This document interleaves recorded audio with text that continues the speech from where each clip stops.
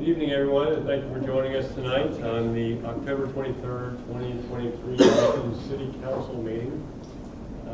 If you would remember to fill out a speaker card if you were going to speak tonight at one of our podiums. Actually, this is the podium for speakers.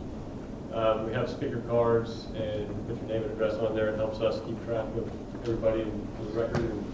And if you haven't filled one out, I think there are some at the podium. If you don't fill it out ahead of time, we'll figure a way to let you fill it out afterwards, but thank you for doing that.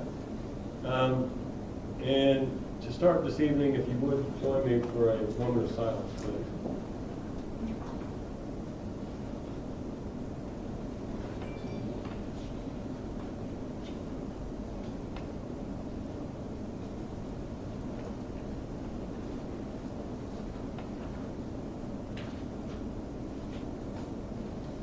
Thank you. And now, if you would please join me in the Pledge of Allegiance.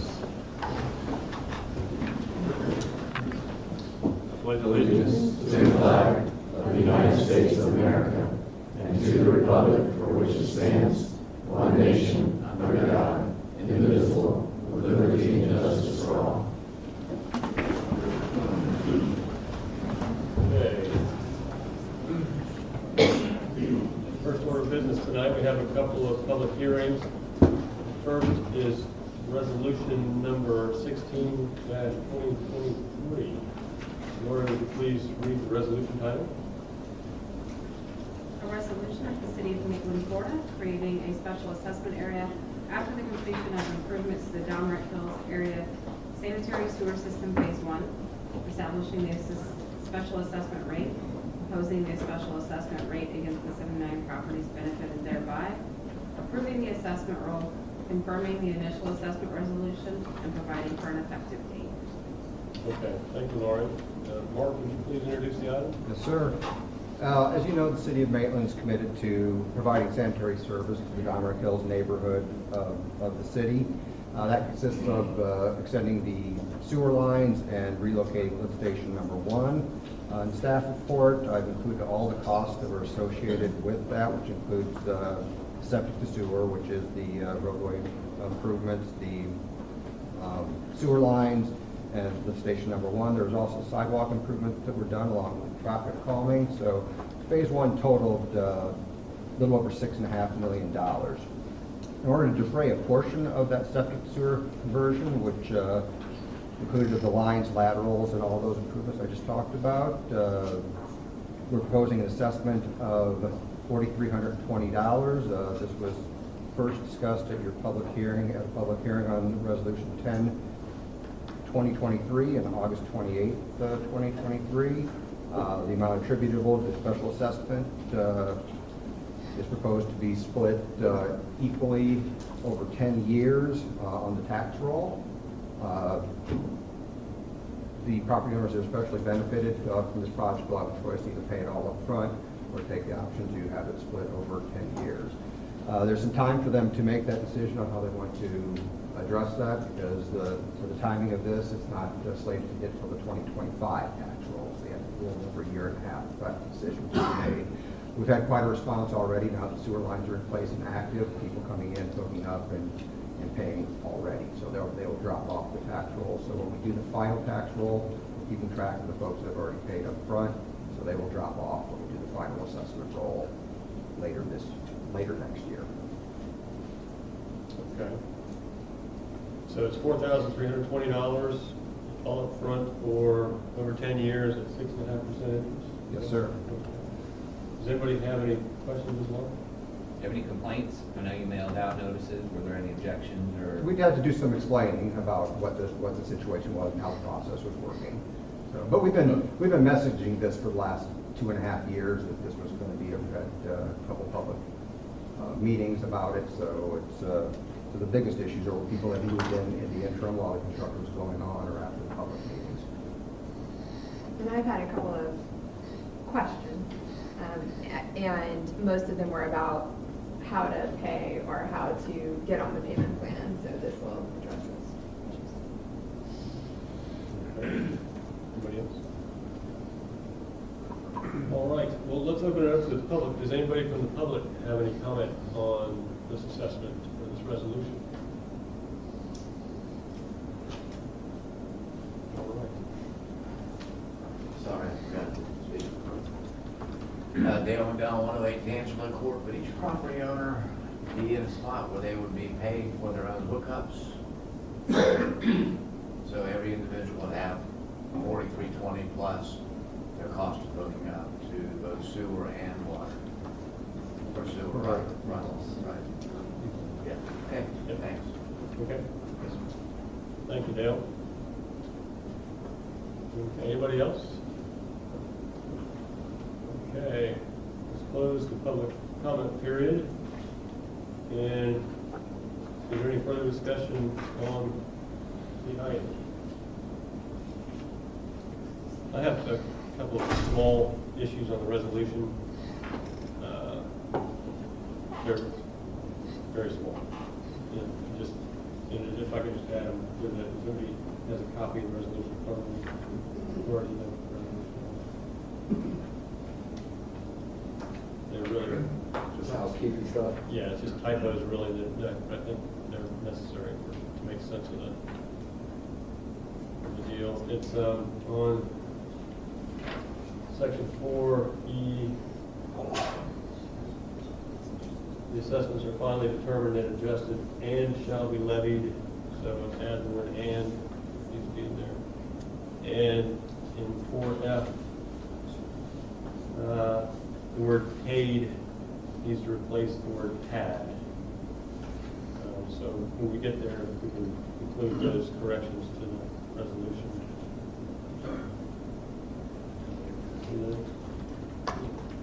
Well, I'm there. Okay. So I'll move to adopt resolution 16/2023, creating the assessment area and role, establishing the special assessment amount and method of collection for phase 1 of the sanitary sewer improvements of the Dominic Hills area with John Lowndes revisions, and is otherwise presented. I'll second. Okay, we have a motion and a second. Lauren, would you call the roll? Give me a second.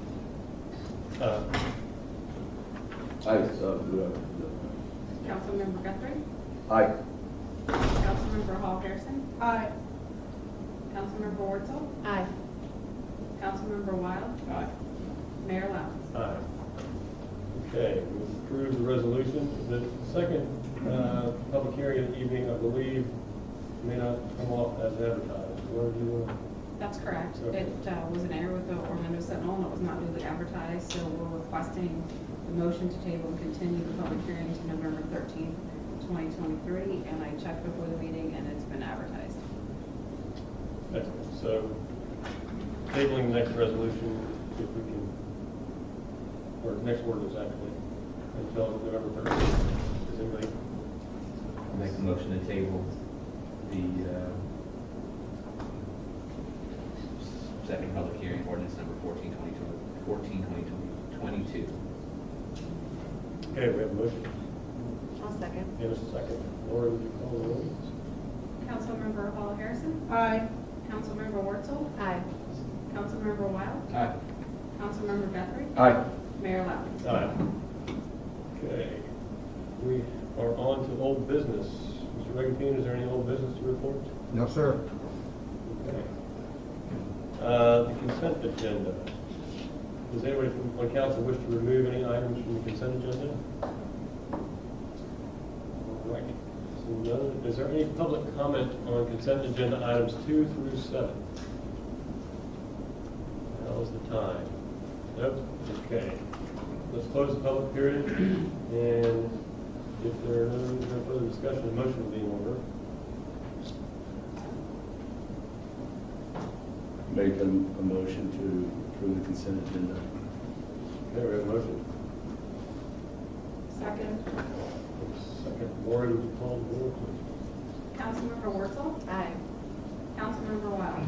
Aye. Councilmember Guthrie? Aye. Councilmember Hall Harrison? Aye. Mayor Lowndes? Aye. Okay, the public period. So this is the public period we have at every meeting where we invite anybody to address us on any item that's not otherwise addressed on the agenda. So this would be a general public period. I think we have rid of this make some decisions about the library later. And we'll have a public hearing for that as it comes. But does anybody have any non-library comments they'd like to? Open the public comment period, and seeing none, we'll close the public comment period. All right, we're on to decisions. Maitland Public Library design and cost estimate. I see Mr. Regatine heading for his post.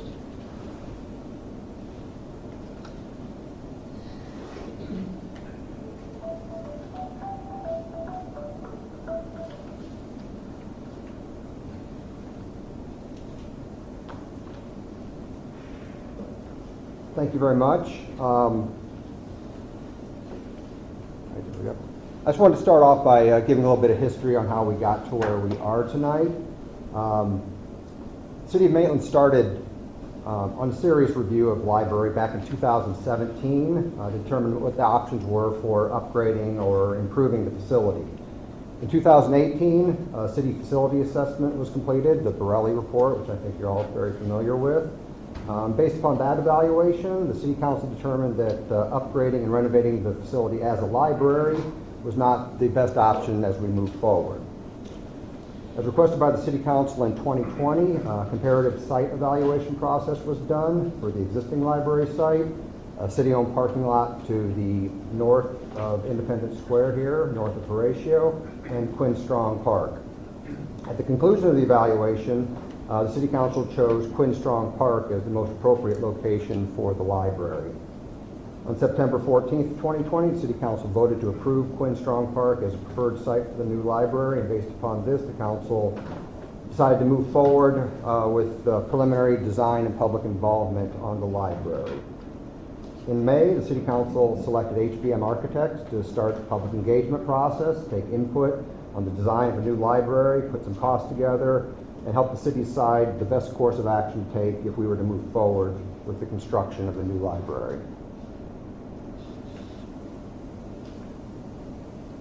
On June 28th and 29th, we conducted some public involvement meetings to get input on what was important to the community if we were going to build a new library. This was followed up by online survey to cast a wider net and reach a wider audience for the people that couldn't attend in person. The team from HBM also conducted interviews with library staff to get their input and observations on what works, what doesn't work in the library, and what areas of the library get more use than others, to try to get a feel for how the patrons use the library. On September 14th, about a month ago, we had a workshop and saw a lot more of the design detail based upon the results of the input we received in terms of potential exterior design, interior, internal layout, as well as park design, and of course, adaptive reuse of the existing library building. Based upon the input from the September meeting, the designs have been more fully refined. That's what Peter Bollock with HBM is going to be presenting tonight. Our goals for tonight are sort of twofold. First, we want to take a look at the design. And what we'd like to walk away from tonight is an approval of one of the two designs, the architectural designs, based on the public input and input and direction from City Council. That design will be further refined for a final look at the November 13th meeting. Additionally, we'll be discussing financing, be sort of the second decision. We currently have available in the budget, we'll be talking about the funds we currently have available in the budget and how much we would like to use on the project. That will leave us with an amount that we need to finance above what we have on hand that will be directly related to a request to the residents of Maitland for a millage to finance the debt service on the project. As we talk about the financial portion, I just want to emphasize that the cost estimates at this point in any project are subject to change, and we tend to carry larger contingencies this early in the project in terms of the conceptual design. If the project is successful and we continue to move forward, the costs are going to continue to be refined, the design will continue to be refined as we continue the public involvement process, assuming everything would go well in March.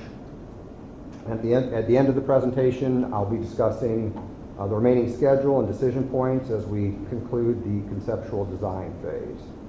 So what I would like to do now is turn it over to Peter Bollock from HBM and Ryan Seacrest to go over the updated designs. Pull you up here.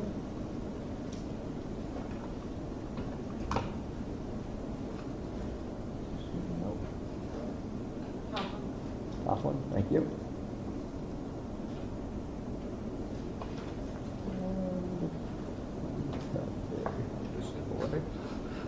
You got it, or you want me to do it?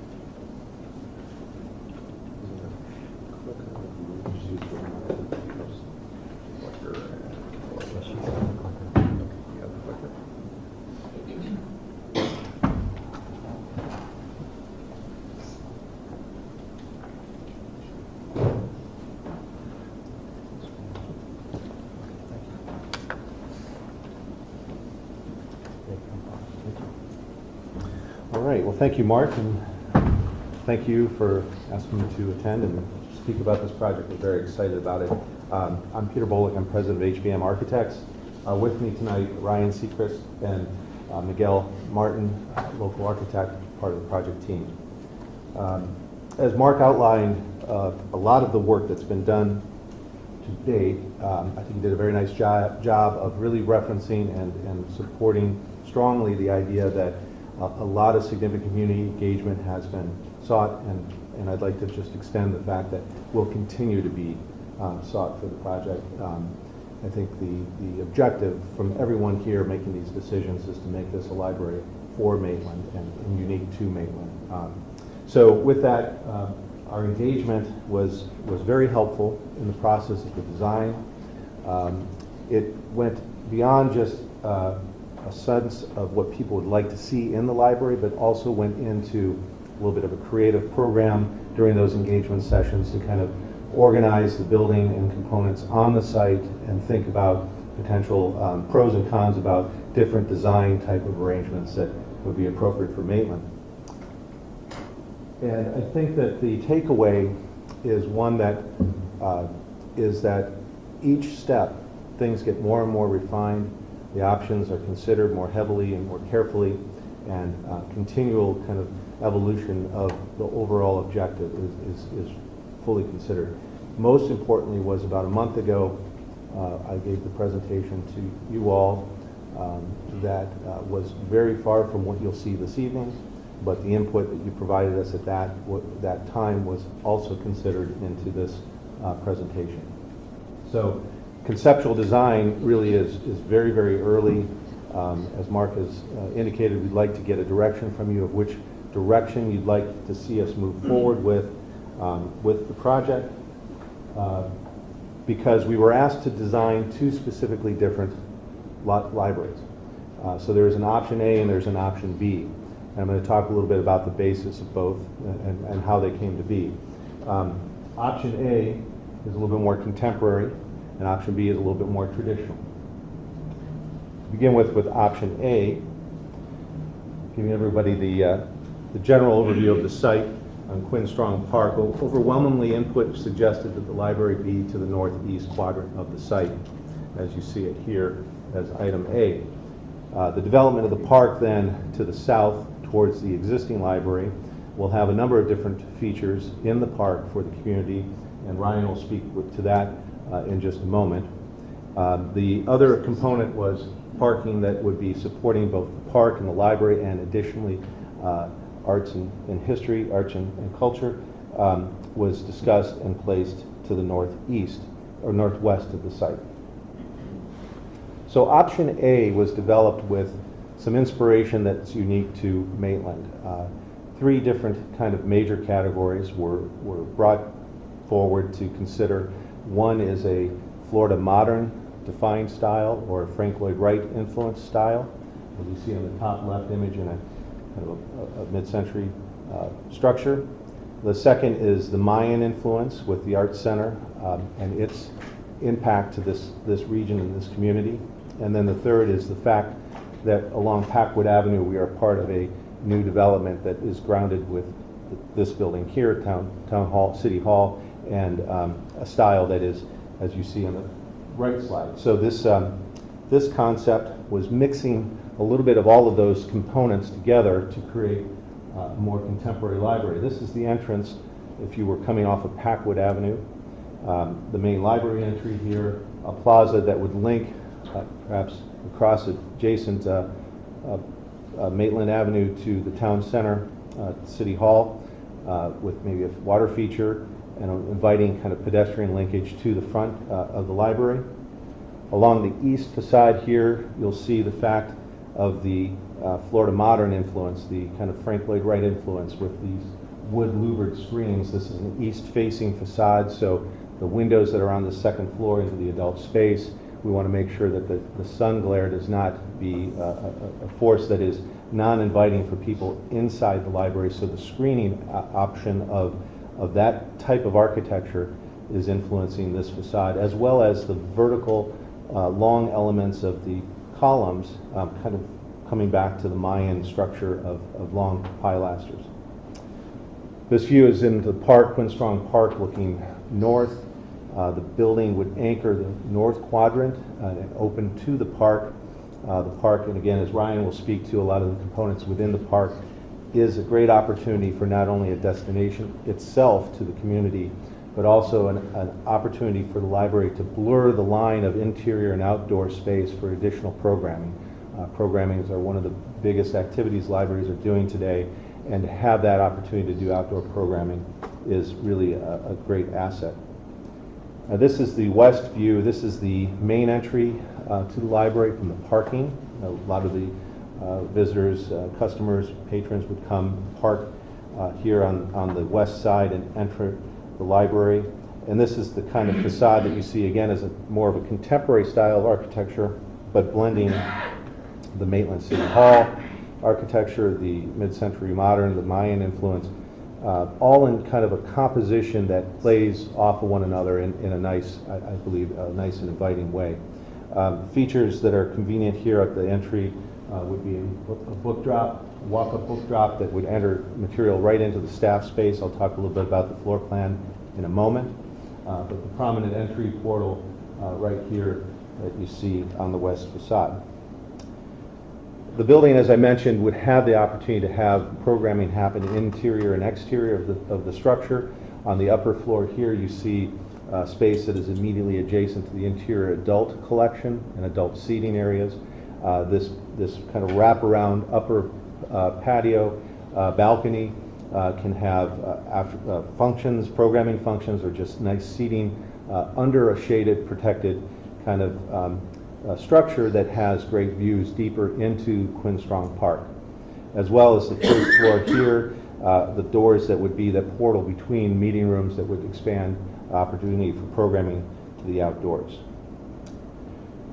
One of the components we spoke about a lot in the town, the City Hall workshop was the connection to the arts, the structure just to the west, and this creating this campus feel and maybe the parking that would be shared by both, but be a barrier between the two structures. And so together the project team has enhanced the connection between the two structures with this approach. As you see here, a clear and distinct pathway linking the two buildings and a view and a terminus between the two buildings that would really support a contiguous common use of this site. So again, concept A's architecture, again, based a little bit more on the contemporary kind of style of building.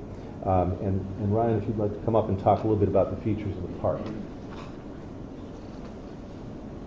Thank you. Good evening. So, as Peter mentioned, the walkway that's connecting the structures just to the east side of the site here, or the west side of the site, excuse me, we've connected by this walkway that you can, I'm going to try to use his clicker without changing the slide here. There we go. Just between with a walkway that's 10 feet in width that crosses the parking lot, as well as an ample sized walkway that would connect from the Arts Center into the main park. And we feel, based on the view that you saw, that would open up direction, wayfinding would be inherent. We try to address the concerns with the feeling of detachment that maybe was inherent when we discussed you earlier during the workshop, and we hope that addresses the concern. Outside of that, this concept A, is substantially similar to the original that we showed you a couple of months ago. I think there's two important factors as we get into two different concepts for the site that I think are similar, and that I can get into some of the nuances and why they're different. So I'd say the most important factors that are similar across the two concepts that you'll see is the anchoring of Packwood and Maitland Avenue on the corner. As you can see, it's unencumbered by any vehicular once you get on to the main site at the library, and you can flow through the entire site. It's very pedestrian oriented. It's a campus feeling, as you can imagine, similar to the atmosphere you have here at City Hall, where we blend into the park rather seamlessly. We try to create that environment where it's pedestrian centric. The automobile is a place for passing the site. Obviously, wayfinding is inherent as you see this prominence on the corner, and it leads you up to the parking lot. But we're certainly trying to make this feel as if there's a special use that lives within a park. This site can very much become a face of Maitland, the same as City Hall, the same as the other substantial developments that you guys have in town that really celebrate civic pride within Maitland. The second thing that I think is important is the openness of Quinstrong Park. We've certainly played with the geometry of the site, the walkways, the line of sight off of the building to make sure we've got a strong connection between the building and the way that the site unfolds, how folks move across it, but we've also maintained a lot of flexibility in how it can be used. There's some slight terracing that's going on the lawn that can be used as casual benches during the day, but also during an event. You can imagine if they were to set up a stage in the back of the library at the area that Peter showed you a little bit earlier, you could have a formalized event just as easy as you could have passive play and folks sitting along those terraces on a normal day. Another key component that we realized from the public engagement is the need for outdoor seating spaces and a variety of those things, and then shade that would come along with that. So throughout the park space, whether you come to the park for the library, you can disperse outside and go into a set of outside reading rooms that are well shaded by either vegetation or structured canopies that we would provide in the landscape. And those might have different theming. One motif we have going on here is perhaps the roof covering of the shade structure could have Mayan influences, whether that be engraved or punched out on an aluminum panel or something like that. So we'll try to pull in some of the flavor of Maitland inside that. And I'd say lastly is really trying to spread art throughout the site. So a key point for pulling people in. When you get on the south end of the site, a key moment where art and sculpture could be placed. So you get one up here in the corner as well at Packwood Avenue, and then perhaps some kind of sculpture garden-esque feelings as you go out the rest of the park space that ties it back into the Arts Center and really creates this cultural corridor for the city of Maitland.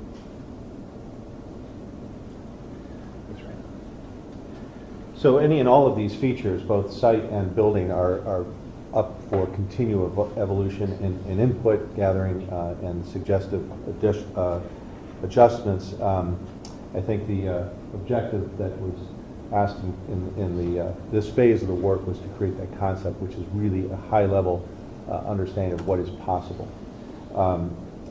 If I speak a little bit about the functional aspect of this plan, which I will also about Plan B, there are some differences. Both plans, though, do have a focused entry at 2 points, one to the north along Packwood for pedestrians and people approaching from that direction, also one on the west that is adjacent to the main parking area. In this particular floor plan on the first floor, the CERC point or service point controls visually both of those entrances and very effectively. The building's 2 floors, 10,000 square foot per floor, so 20,000 square feet total. On this floor is particularly dedicated to the children's collection and gathering and meeting and programming space. Associated with that are the main staff area that handles all of the activities the library puts together, as well as connecting to both the front entry and the walk-up book drop and deliveries in a very effective and functional way. The second floor is arranged primarily with the adult and teen collections, youth collections. To the south is primarily the adult area, and a couple of key points here. You can see that the adult collection reaches out to that south transparent glass wall with some quiet seating areas and some public social gathering seating areas, and then would spill out into a large area of covered outdoor seating space. Deeper into the north is the teen areas, classroom space, maker space, and then staff space up here as well that would support the activities of the library. Moving to Concept B. Concept B is very different. It's more of a traditional style design. It's sited the same way as Concept A, with the building prominently at the northeast quadrant, the park developing towards the south, the parking to the west.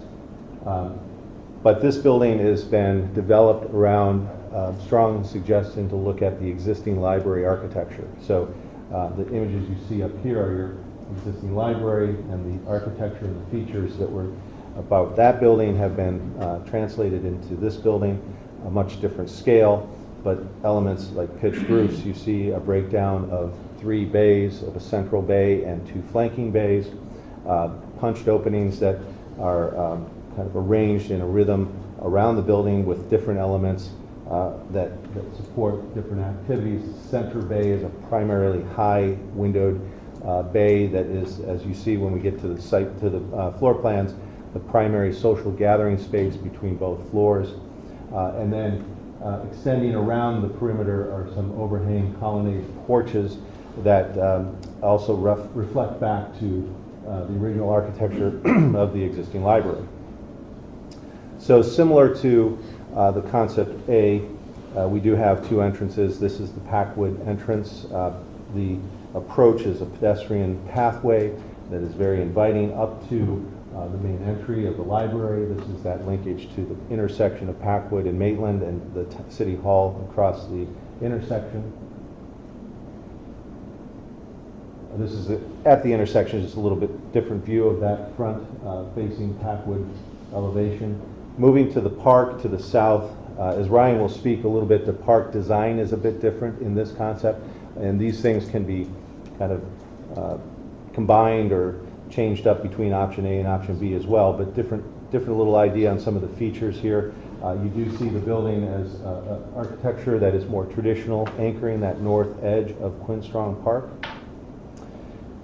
This west side is where someone would approach from the parking area or the arts, the cultural center. In this particular building, the entrance is right here. There is a very warm and welcoming courtyard in this concept design that when we talked with you at the workshop, the request was to provide for more sun shading. So between architecture, we have a pergola you can kind of see in here that's a structure that would provide some shading right in that courtyard, and then the placement of some shade trees that would also support that. Keeping up with the idea of providing more structured canopies, sun shading, another pergola here as we stretch deeper into the park off of the children's area would provide a nice seating area and enjoyment of the nature and the elements within the park. Also, the connection to the cultural center.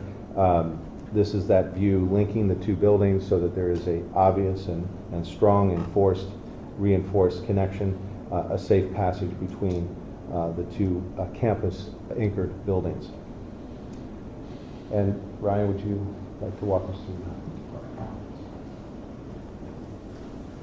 that? Sure. And like I said, with this one, I think a couple of things that are maintained are, the entry off Packwood and Maitland Avenue is maintained. It's still pedestrian oriented. It still flows through an open and kind of flexible park space on the back. But I think it's different about this concept is it's much more garden-like, in my opinion. I think it's a contemplative garden in some respects. It's formal in nature. It plays off many of the cues from the existing library, so especially internal to the building. We really doubled down based on comments to really leverage that inner courtyard space to kind of create a more intimate moment where folks can go in there and relax, get in shade, be outside the building in the better months we have here in Florida. And we think we've done that well. And I think that there's 2 viable entryways to this structure, anchored by plaza space on either end, that really have a character of their own. While the front end is inviting folks into the building very directly, I think the back side of it is a place to relax, read a book, and while being close to the railroad track, I think is fairly enclosed to the building. It does create a moment where it's a little bit more separated from that activity coming off of Packwood.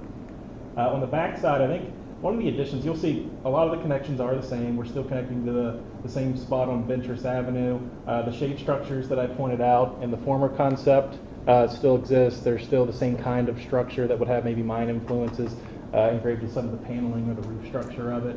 But the central feature, rather than, if you'll remember, on the former concept had the terracing concept, this one doesn't lend itself to that. This is more of, like I said, it's a more intimate space. We've leveraged really that moment to create a garden or fountain space in the middle that maybe is pronounced by some interesting artwork that sits in this plaza with a backdrop of cascading water, creates unique sounds and things like that. We mentioned sensory garden in the previous concept. I think that could be some of the notes that would happen in this environment, fragrant plants and just a moment of reflection.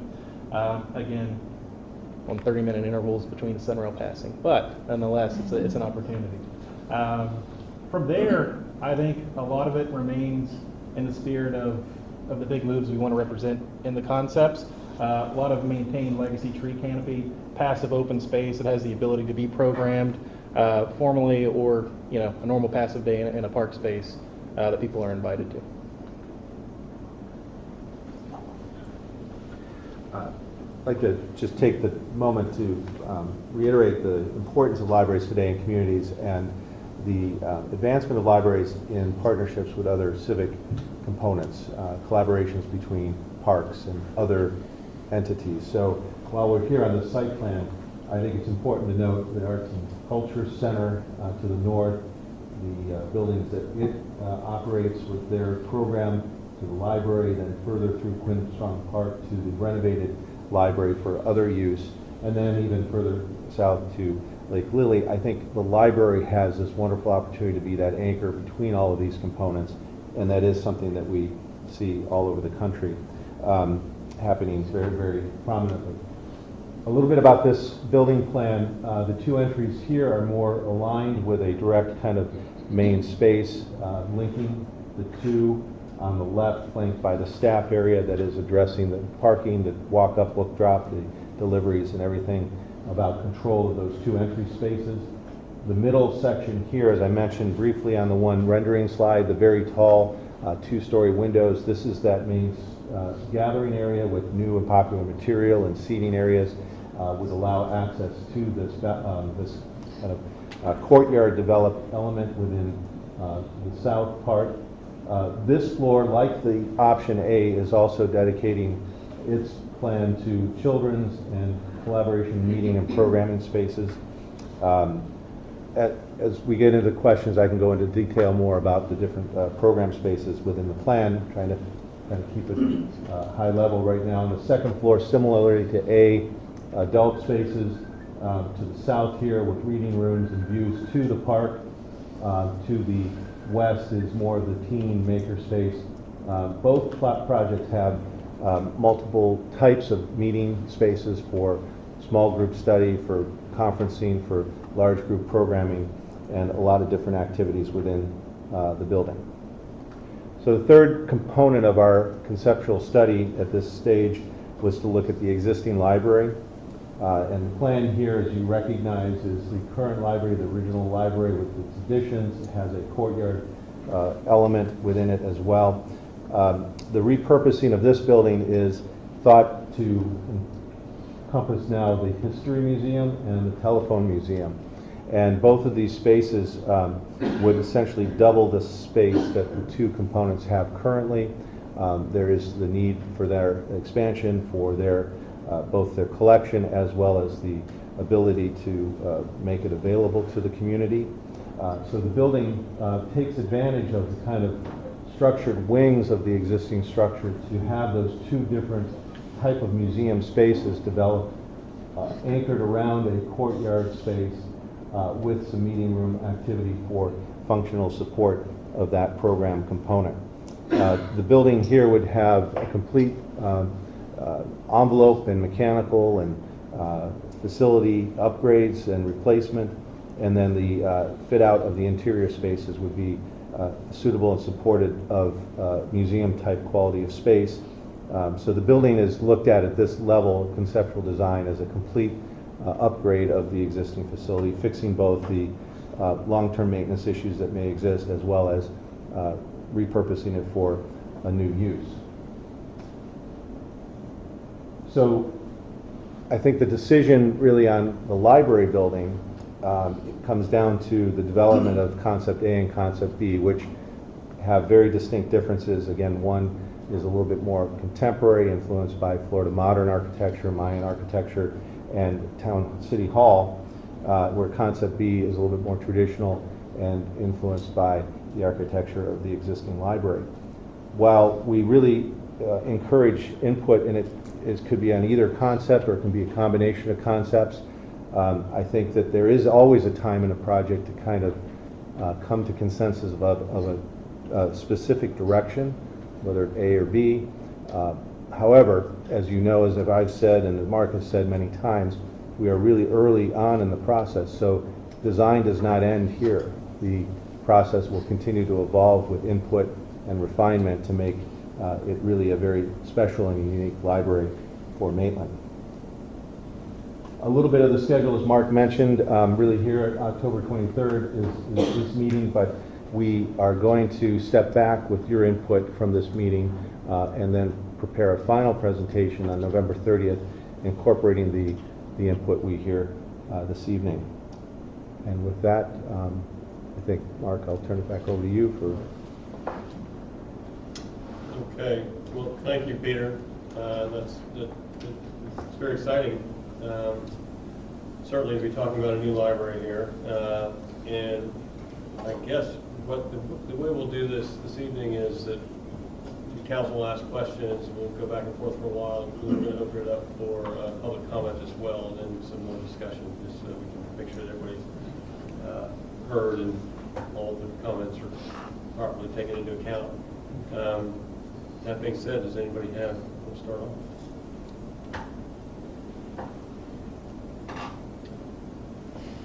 I'll start off. Let me go. I like I'll just say that. I like the mid-century modern. I think it's very attractive. I like the idea of the porch and the wrap around and the wooden slats. I think are very attractive, and I just, everybody's got a preference, and that would be my preference on that. But some of my concerns from a higher level view would go to either A or B, and it really is the placement of the building and the parking and the park itself. So we could go with that's a good place to start. And I had this concern, and I've talked to folks at Art and History who have also had this concern, and it really relates to all of our public property in the city of Maitland, or in this area anyway, coming up from Lake Sibilia, where we have a public beach down there, or beachfront, up through the Art and History Center there, up on Packwood, which is in the upper right-hand corner of that diagram, in the grayed out zone, and then coming through the Art and History area. The problem that I have is that the parking there, which is in your colored part of your scheme there, is all on the west there, and it loops around, and it functionally creates a barrier between the library property, what is now currently the Quinn Strong Senior Center property, and the Art and History Museum and their grounds there. And I think, to maximize the public access and the beauty of the area, the placement of that parking lot really is a problem for me. I think it like I said, it creates a barrier, and I understand that you put the 10-foot walk in there, and I think somebody referred to it as a safe walking zone, which kind of goes to the point, which is that really is the only safety you can have, is walking down a 10-foot wide concrete strip to a parking lot to get from one to the other. It's not, in my mind, a very attractive presentation. So what I would suggest is that we move the parking from the west side to the east side where the parking currently is. And so down along the, the railroad track there, as you can see, it kind of intersects the property in the lower left-hand corner there, is where all the parking currently is. Everybody who's been over to Strong Park knows that there's that long strip of parking there, and it comes around in a drop-off zone by the senior center. So it starts up there on Ventress, and it wraps all the way down to where the Civic Center or the Senior Center is right now. I would suggest we keep the parking there, whatever we have there, which is sufficient parking for the Senior Center. And to the extent we need more parking, there's more parking to be had there along the railroad track. I think the railroad track,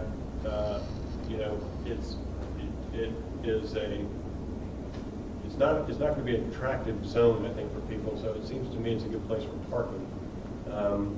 And if you flopped that parking around, now I don't mean to take those parking lots as they stand and just move them south. Right. I would create that long strip that still comes down in the way it does, and then bubble out toward where the current library is there. And what you could do is then have a driveway that continues on around the corner and up through to the current parking lot there. So you have two access points, one on Ventress and one on Packwood, right, exactly like that. And so I would preserve, essentially there are three chunks of that parking there. And the one is the current parking. I mean, you can point to the current parking there, right, just north of the west of the building. No, the current. Right there.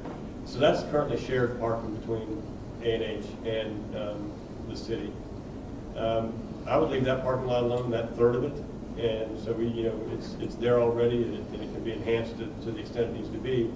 But that's a good place for people to access the library right there. If you had a driveway that went along Packwood down around, around there, you could have a drop-off point, overhang or porte-cochere on the north side from the Packwood area, right? And please forgive me for this, but I'm going to compare us to Winter Park. Winter Park has a library. I don't know if you all heard of it, but it's a nice little thing that didn't cost them much money. Up on the corner of Morse and Harper, I think. And they have a similar structure. You can kind of Google map it and look at it. And it's a striking structure when you drive by it. I really like the outside of it. I think it's an amazing looking structure. But they do have that as well. There's a porte-cochere out front for drop-off zone, and it goes around, but it has parking on both sides. It kind of wraps around like that, so it'll give the building its own due, but it also allows access on either end. So if people want to come by and it's raining or it's too hot or whatever, they want to drop off the kids or their mom or whoever, you could do that and roll on through and come back out on Ventress. And you preserve the parking there, and perhaps save some money because we already have parking there. But the goal, in my mind, would be to kind of save the green space between art and history and flowing down onto that very nice park that you have designed there, whether it be concept A or B, it doesn't matter. But that flow through. I went and I met with our district board, and many of them are here tonight, and I sat with them in the Germain Marble building, which is just to the west of that parking lot up there. And you can see, just sitting there, how nice that flow is there. Just the green space just flows out of the Quinstrong Park, and they have the event pad there, and it's a nice flow. And I think if we preserve that, we preserve the connection between those two buildings. I think people would not feel so constrained about getting from one site to the other. And the parking is kind of hidden along where it already currently is, and we have two access points. So that would be my main concern, really, about kind of from a high-level concept view of what we can do, what needs to change in these drawings, whether it be A or B. I think that's my concern. Yeah, Mayor, may I react to some of your... Sure. I think those are really great thoughts and ideas. In fact, they do go back to our really early original concept where we did have a wraparound drive, and that is, I think, something that can be very much considered moving forward. Like I said, all of these things can go through continual revisions to get it right. I think there's a couple of things I think I would be remiss if I didn't just point out on some of the pros and cons to that. And I do think it's a really valid consideration to continue to explore. But one is in the engagement process with the community, almost overwhelmingly, people did suggest parking the main parking area to the west. So that's just one thing to balance those pros and cons, what might be a more practical solution. The other is it would kind of sever a little bit of that connection to City Hall with the inability then to perhaps have this plaza or entrance approach from Packwood that would be like we have shown in the rendering. Maybe that's not the end of the world, but just suggesting those a couple of things. And then the third is that there are logistics. I mean, you know, with drive lanes and turning and conflict. Our initial concept had an exit route also out onto Maitland, which I look back at now and I really think that that would be a big problem. But perhaps creating one that does go around out on the Packwood here and then just to Ventress could be a very practical solution. So I guess suffice it to just say that that's great input that I think we're happy to hear and are excited to continue to work on. If that's not practical as we see the next revision of design, there is potential to contain the parking here and maybe not have it here. I think that was one of the things we heard from A&H was right off their event pad. So I think there's a lot of other options maybe that could also be considered. But thank you for that. John, can I ask you, so you want to, if I understand, you want to wrap a road drive in front of the building? Mm-hmm.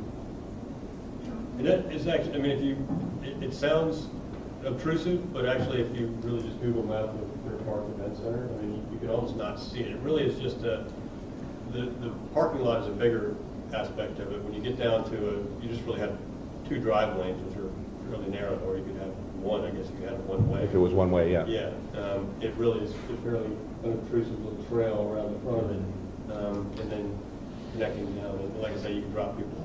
Yeah, I think you might also bring the building, you could move it a little bit back, a little south, and you can get better relief between the drive lane and the building and the street too. I think it, I mean, we had it drawn at one point early on, but had moved off that with other input that was received. Right. I think some distinctions here, though. I think we're not trying to create that road separation. I think we want people to flow from a walk difference. We're locating this more in our downtown, not kind of as isolated, I think, as the other examples we're talking about. So I think a road may be more of an obstruction, and what I'm trying to understand too is what we're trying to accomplish. So what is it that we're trying to mitigate as far as this current design by putting that road in the front? And is it, because when you're talking about access between the two sites, you want to have good access between the two sites. How much traffic is going to come between those two sites? And what are we trying to enhance, just so we know what are we trying to preserve there versus how many people are going to be captive on each site. And if the issue is the parking lot and the placement of the parking lot near other adjacent event space, maybe we fix that a different way than trying to wrap a road around the front of the building, which I think maybe creates some problems. So I want to understand what we're trying to fix before we change it. Because I want to understand what the issue that we're trying to fix is. And the other thing is everything, the two designs, and to the point about Winter Park and the tranquility of a train track, their Central Park and their parks all run around a train track. So they've got parks that run along train tracks and they do quite well, and there's always people sitting there. And with the frequency of trains now during the daylight, there are really only sunrail trains that are coming through, and the headways on those aren't that frequent. So I don't know how difficult it would be to create a more peaceful environment with the train tracks there. But everything flows, all the designs we have flow kind of diagonally to the back, which kind of dictate sort of this issue with the parking. I don't know if they have to go diagonal so much.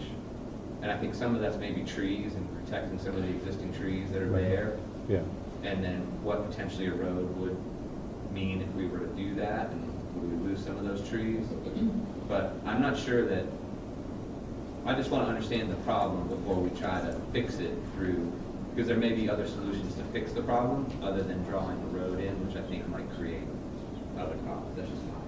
Right, and for just to respond to that, I think what I would be trying to preserve was the flow between that area between the event center and Germain Marble and the A&H buildings up there, which now kind of all flow out onto what is currently the park. So they really kind of, they enjoy that long look down that road. And if they have, the A&H has that event space there, which is where the P, I guess, is that letter P up there? So that is the event space where we had our volunteer, appreciation dinner last year. And, it's a nice space, but if you then put a parking lot up next to it, I think you're really eating into A&H's ability to use that space for any kind of, I just, who would go to a concrete pad next to a concrete pad? So I think that's part of the problem, but it also is really just the human foot traffic through that zone down through the green area of the park.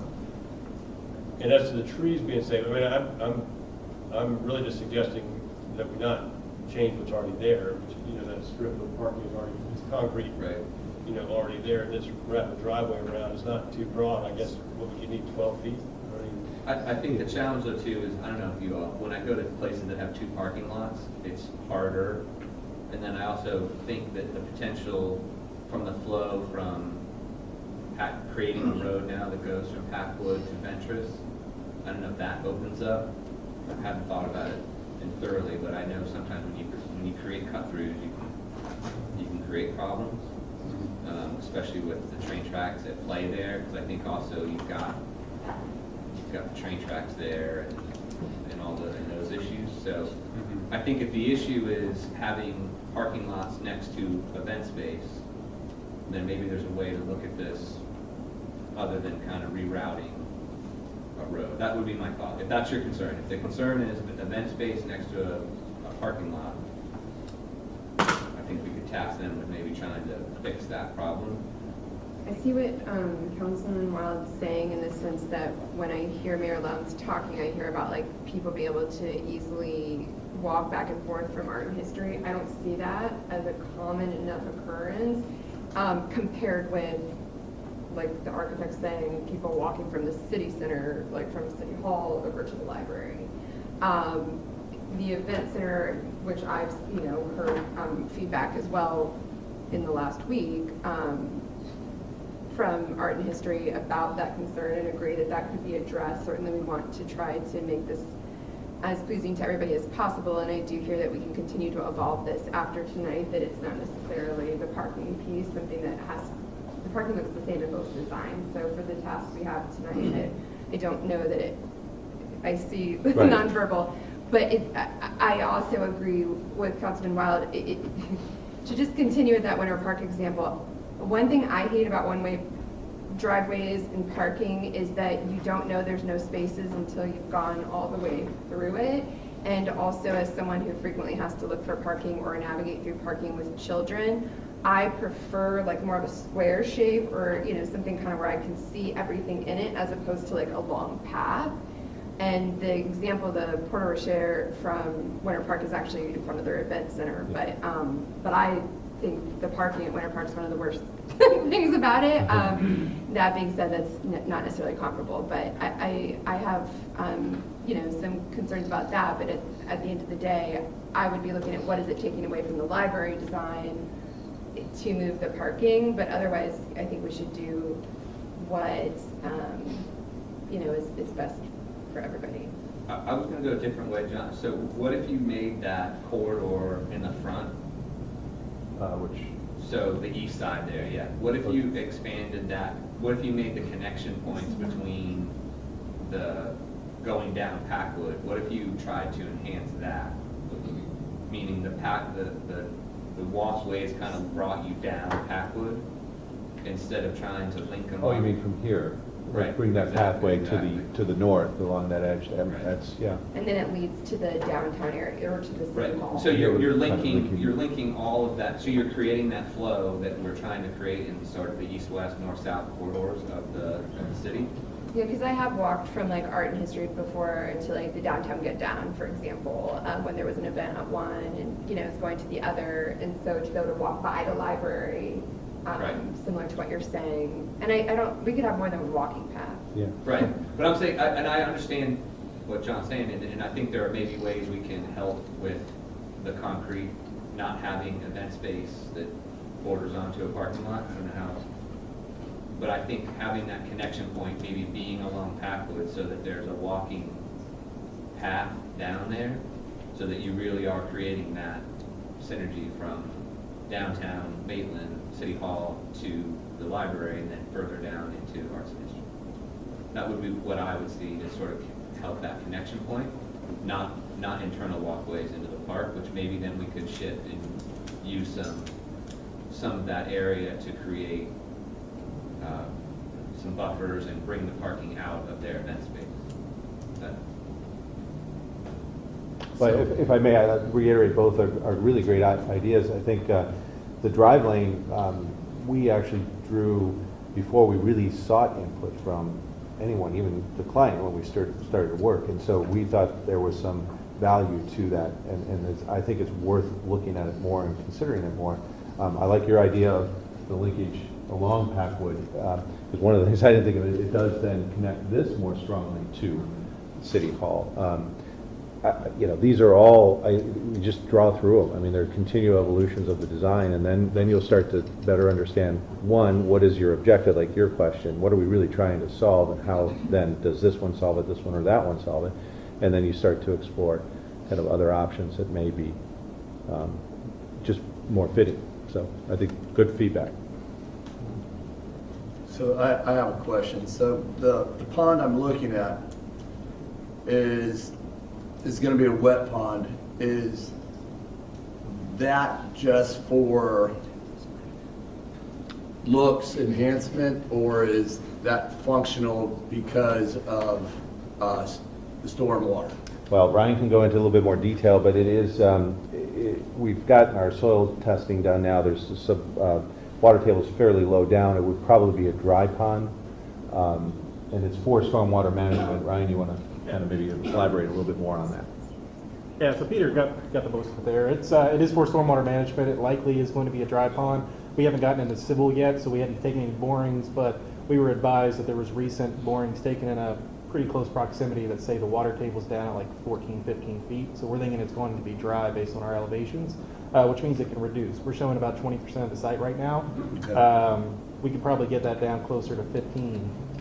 And if we do that, that gives us some flexibility on where we might locate it on the low side of the site, which is where it is now, and also next to the event pad, coincidentally. Because I'm really looking, and I know how big the park is, and if you take that wet pond and you take all the parking, I mean, that's really taking up half of the park.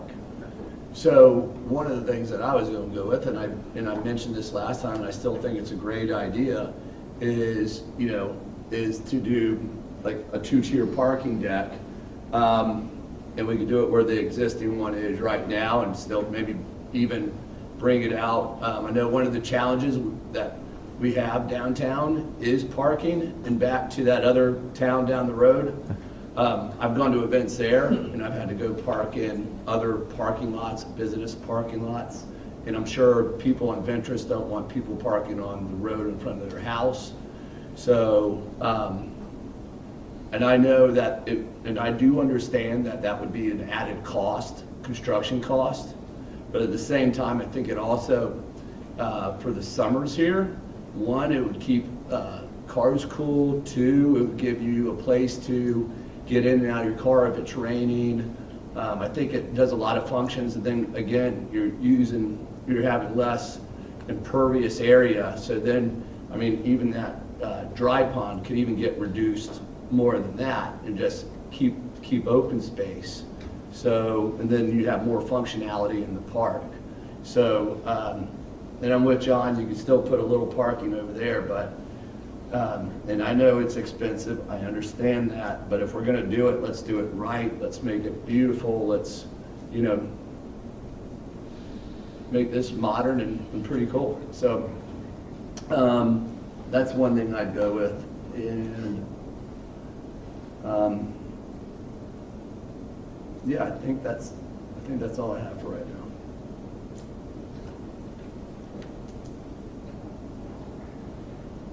Oh, I always have things to say.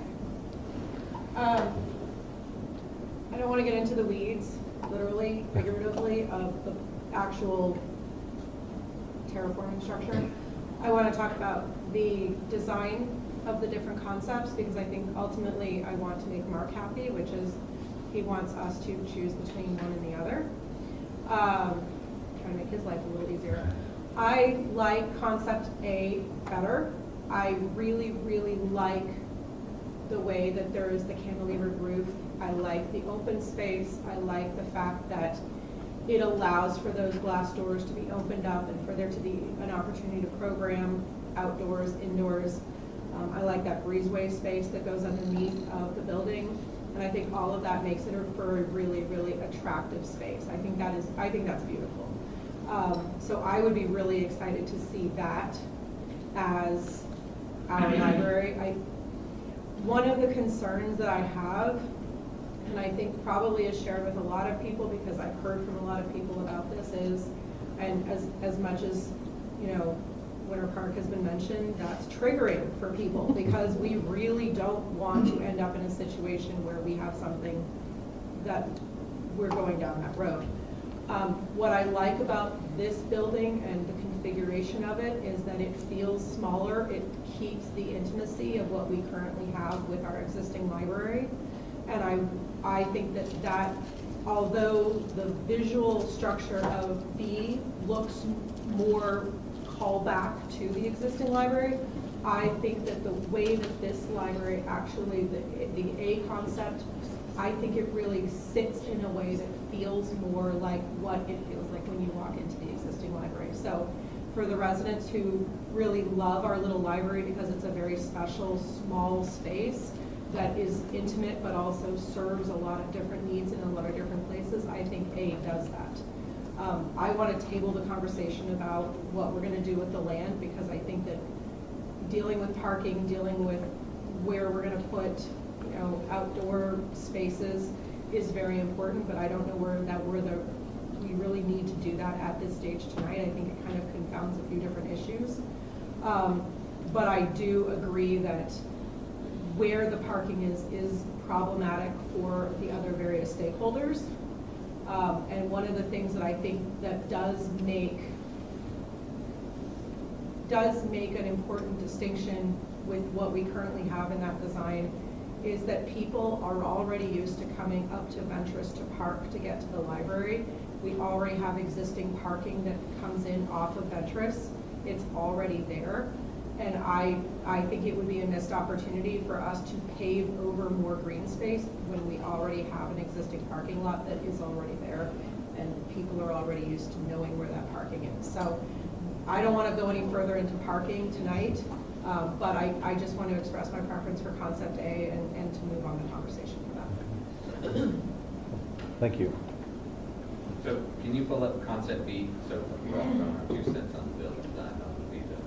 So tell me which way you'd like to go for that. What the interior of that. So what I thought when I heard the kind of flow and what people were looking for, what I thought was, and I'm not going to get hung up on the exterior architecture because that's personal preference, and I like the throwback to the existing library. But beyond that, even if we went with A or B from an exterior, I think the flow of having where you walk in and it flows right to the park and having that visual that comes straight through into what is the park space, and then having the children's area then also kind of flowing on, and then also the exterior, the top part of the second floor, that space then also looks back to the park, and that the meeting spaces, which are going to be more the captive audience looking at something, are on the first floor looking out onto the street side, which is potentially the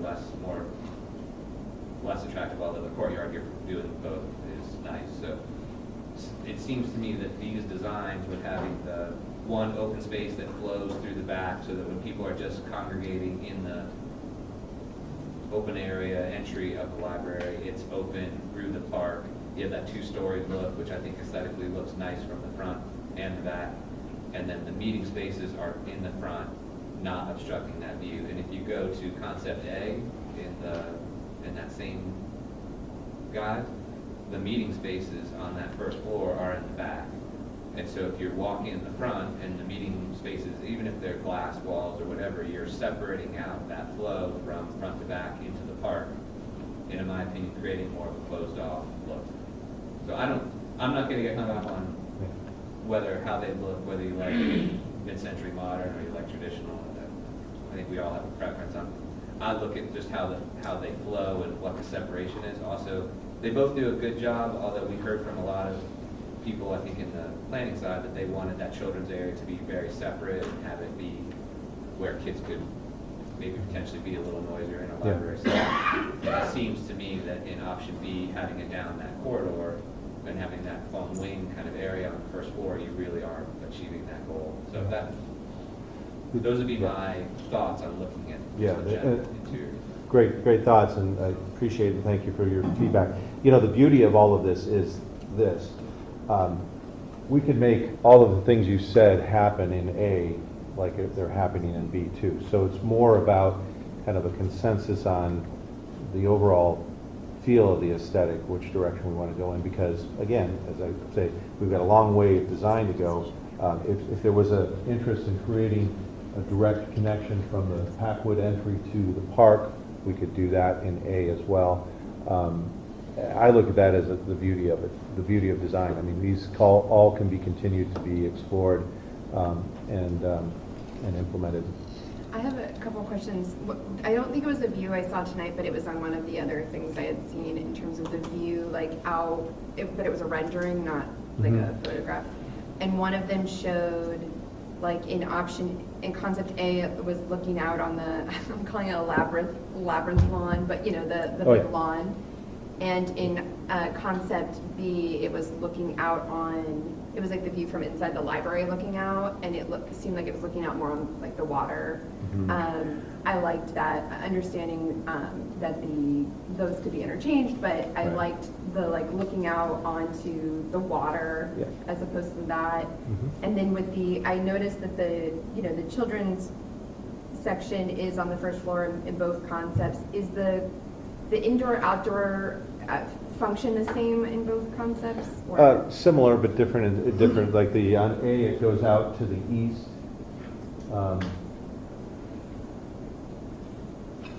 Just we come off right here into this sensory garden, whereas on B, so they're the same. B, it comes more south to more deeper into the But there park. would still be the option, or we could incorporate the option Right. to. I like the idea of the doors that can open out in the children's, and I know the Stacy, the library, mentioned how helpful that could be. Right. In terms of the aesthetics, since that is part of the part that we do have to narrow in on. I'm excited that I like both of them. I wouldn't be disappointed by either aesthetic. My personal taste is more of an option A. However, I think maybe for the city, I might like option B more, but I can be swayed by public opinion because I do love the connection to the original building, not just in the architecture, but the porches, because we have that beautiful porch, and as long as I've been in Maitland, which isn't as long as many other people, we've never been able to use those unless you go around and sit outside and just sit on it. And so everybody loves a porch, a sitting porch. So I liked that concept, which definitely aesthetically goes more with concept B in terms of the kind of porch sitting sort of, even though you have an indoor-outdoor space. But the idea it's a little different. I mean, it's colonnaded. Of like a southern kind of porch with like rocking chairs is what I'm kind of thinking of. Yeah. So I like that concept. And I'm wondering, again, part of our objective, I think, because I think, I know and I think all of us really want a library, and we want a library that serves everyone and that everyone will support, since we do need that. And I wonder if the modern elements, although I do think it's an approachable modern, I don't think it's overly modern, but I do wonder if the traditional would be more globally appealing. So I totally agree with your statements and Councilman Wild's statements. I love the flow of coming in the front and having that view of the park. And I'm going to be happy. I'm saying I'd be happy with either or. I think they're both great. But I also like that it kind of keeps in the feel of the old library, and that has that traditional look to it. And yeah, so I would. Yeah.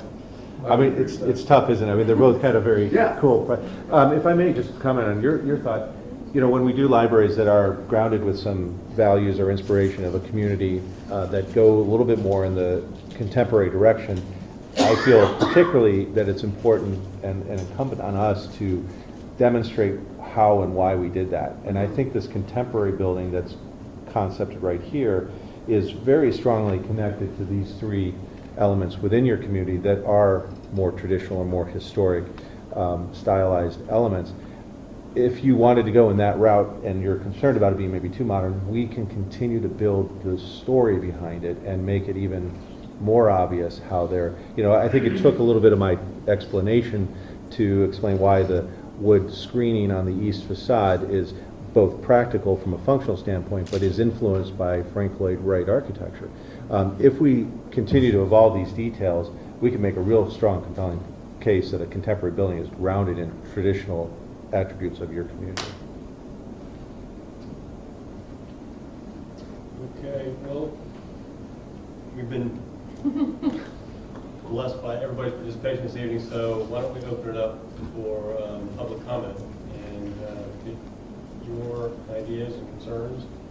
So, and if you remember the speaker cards, that would be helpful. At least one thing. Maybe just, well, you can bring Leave it up right this here? one. Yep, there you go, thank you. I'm Stacy Larson, I am the director of the library, and I'm just feeling on the inside, I'm so very excited. Honestly, I'd be happy with either plan. I'm less focused myself on what's going on outside of the library than what's going on the inside of the library in each of these plans. I do respond very positively to the mid-century modern aspects of Plan A, and I think that they would look like they belong next door to the Germain Marble Building. But the more important thing for me is that A has a really good flow. Like, when I look at it, I can see how I can staff it. I can see how the workflow would be, what it would be like for my library assistants to be shelving materials, what it would look like for my patrons to be reading. Councilwoman Wurzel, I heard you talk about the porch, because everybody does love a good porch. And what I see is that second story reading area under that cantilevered roof would be such a nice reading porch. And it has the advantage of being within the secured confines of the library, so you don't have to check that book out first. You can just go sit out there with your newspaper and a cup of coffee and read it, and then bring it back on your way in. Whereas that front porch on B, like, now you're out of the library. So you do get a little more of that, well, I guess I gotta go check this out. What if I don't have a card? What if I leave it out in rain? You know, a little more security issue as far as reading porch goes. I also really like the orientation of it. I do think that with the interior glass walls, you're still going to get a good view of the park. I think Peter's right, you know, talk about maybe that stairwell that would obstruct that view maybe. But for me, like, I can see how I can make sure that the space inside in A is safe for my patrons, because it has good lines of sight for the staff from service point to service point. There's no part of that building that is out of line of sight of the staff when they are working near a service point. That kind of tucked around the corner long hallway of B, I feel like gives you a little more room for mischief. And as much as I love the courtyard on B, it does face southwest, and I feel like that'd be really good for baking cookies in a reflector oven, and not as much good about just sitting around enjoying some books and some library programs. So I would point out for parking, you do have to remember where the door is, because you don't want to have to walk all the way around to get in. They park over on that southeast side. But yeah, I'm definitely team A here as far as flow. I love B, you did that. Thanks. Thank you, Stacy. So to be clear, you just want lines of sight to be able to shut people wherever you see them. Hi. Hi, I'm Danielle Thomas. I'm the Executive Director of the Art and History Museums of Maitland. I want to begin by expressing how excited the board and the staff are about this project and the potential that's contained in it, both for the library expanding, the way that Quinstrong Park can be energized, and then the renovation and the preservation of the existing library building to house the Maitland History Museum. This presents such a fantastic opportunity to better tell Maitland's story in a building that's actually a part of Maitland's story. So it's a wonderful opportunity. And kudos to all the work that's being done to bring this to the voters. I do want to reiterate, I'm going to bring it back to the parking. I just want to reiterate our concerns about the parking on the south side of the Rotary Plaza, so directly adjacent to the plaza. We are concerned that this will affect the museum in two ways. The first is affecting our rental facilities revenue. This revenue accounts for about 20% of our annual operating budget, and these are funds that we developed when our lease was renewed and we were asked to reduce our reliance on city support. So we do rely on this for all of our cultural programming year-round. And then our other concern is just being isolated from the rest of the park as an iconic historical feature in Maitland, as the only national historic landmark in the four-county area. We would love to be connected and fully integrated into the park so that guests can find us very easily and so that we can continue to strengthen Maitland's sense of place. So this evening, I'd like to request that as you approve a concept plan, that you do so with the caveat that the parking is still a work in progress and not approved as shown. Thank you. Thank you, Danny.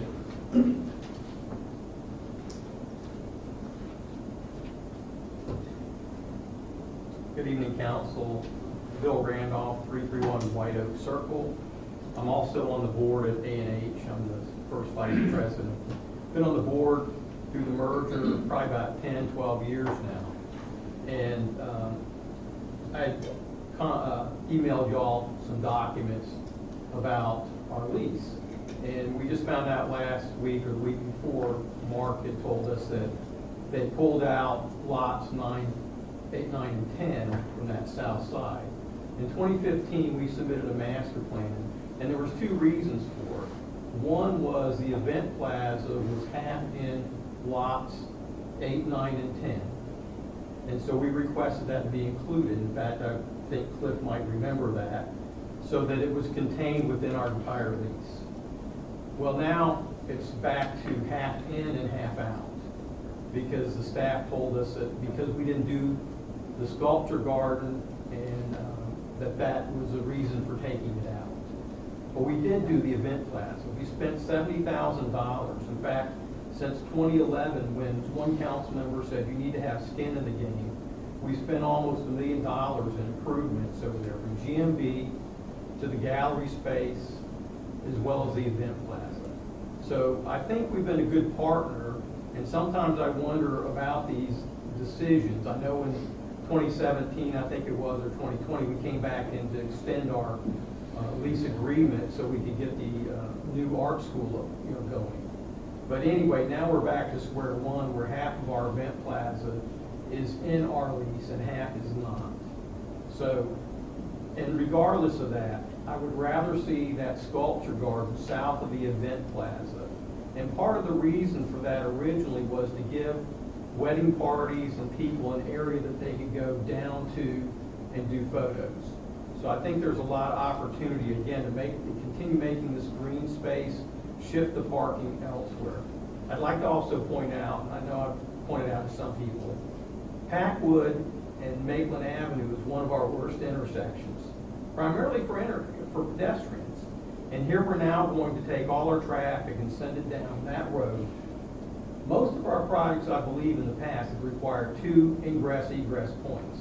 Now you're sending it into a parking lot that only has 1. That's why I think when John talks about looping it around, you still have access from Ventress and from Packwood. So you can split your traffic and not send it all into Packwood, which is, again, problematic at this point. Councilwoman Wurzel, I noticed you talked about, that lake, but that lake's not probably going to be there. Again, the groundwater here is so low, If you know where George is at, there is a pond from Maitland Avenue behind the houses and the office buildings that's about 20 feet deep, and most of the time it is dry. We did soil borings down for our art school. 15 feet is where we get water. So in order to do a wet pond, it's going to have to be lined, and you're still going to have compensating storage over top of it in order to accommodate for the stormwater flow. So I think that's going to be a problem as well.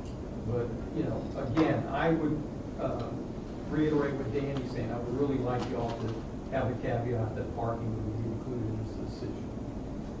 Thank you. Okay, thank you, Bill.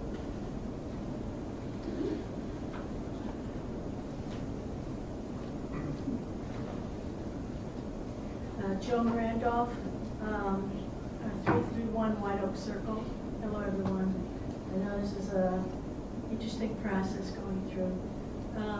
I think it's great that the library is finding and working on a new home.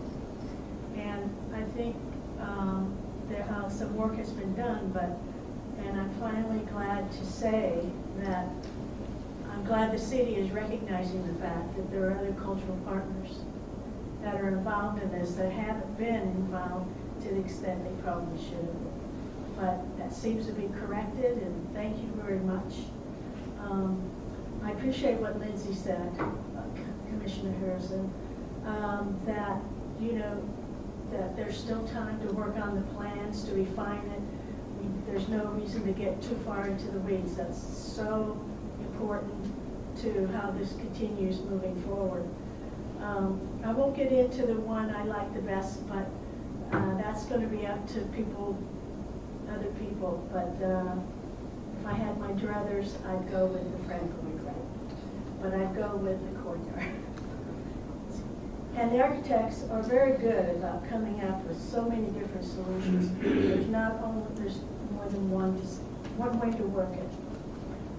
I was kind of curious as how the site plan came up with so many parking spaces. Is that to fulfill the square footage of just the library? Does it fulfill the spaces that were provided already for the art center? I don't know. But I think they're, as the land planner and the landscape architect, I think there's ways to make it more efficient. And I actually like Vance's idea of being more efficient by doing 2 levels of parking. People say, yes, parking garages are very expensive, but you've got to remember, you only have one level, that's a parking garage. The bottom level is surface. So the investment of a parking garage may not necessarily be as high as you think. And yeah, you want to do it right the first time. I think that made a lot of sense to me. I do definitely think that from a traffic safety, 2 entrances to parking is very wise.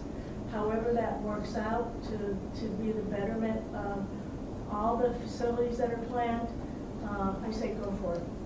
For the landscape architect, and I know when you do the concept plans, the landscape plans don't always match when they come to fruition, but I do want to extend some information about the jewel palms. You all probably heard about coconut palms and lethal yellowing, and that was an issue. Well, guess what? Our date palms are now experiencing what they call bronzing, lethal bronzing. And so I would suggest that they consider not using the jewel palms. Thank you. Okay, thank you, Joan.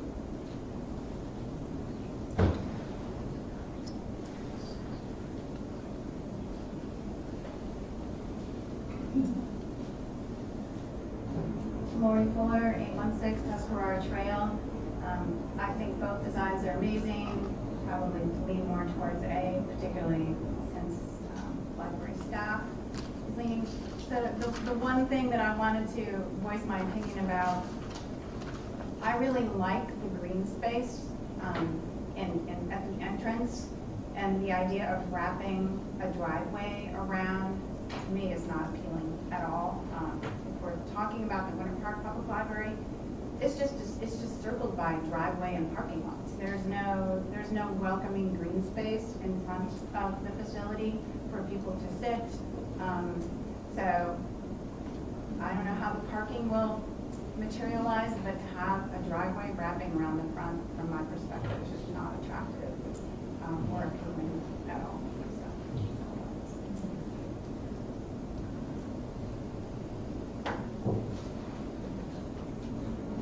Thank you, Lauren.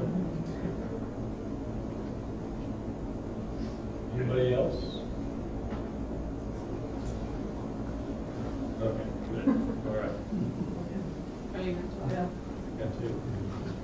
It's a race, it's a race to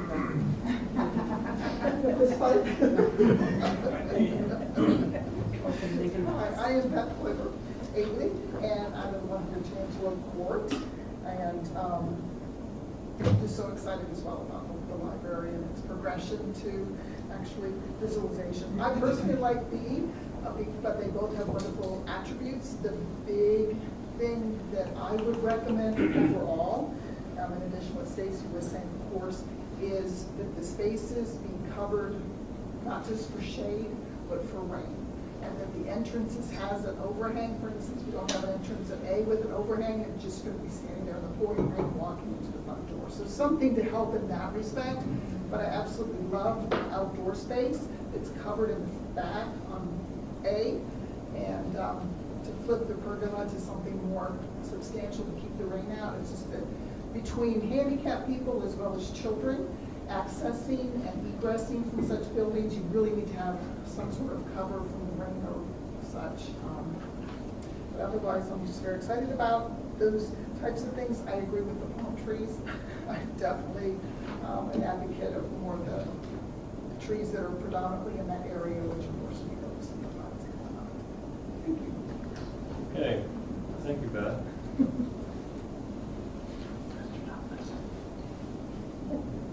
Saving the best for last. Mike Thomas, 816 Tuscarora Trail.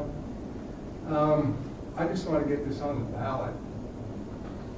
And so, and I know I'm not allowed to ask questions, but it'd be nice to see if everyone could see the glide path as to when this could get on the ballot and the library can start organizing their campaign and other people can start doing that.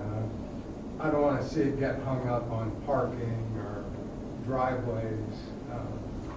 I just want to move forward, get on the ballot, let people know what they're voting on, keeping the costs down as much as possible. So if you have $8 million in federal money, $3 million in CRA money, then you can give people a library for 35 cents on the dollar, and that's how you promote it. And I think you could sell that, and I think we can get it built. I think that'd be the best thing the city's done in decades. So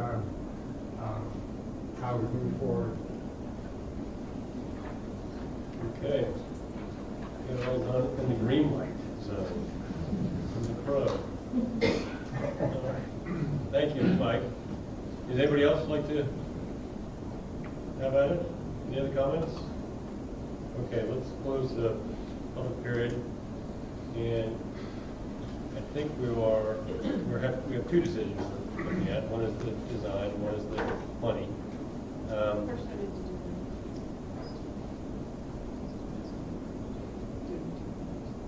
Right. Just mark that.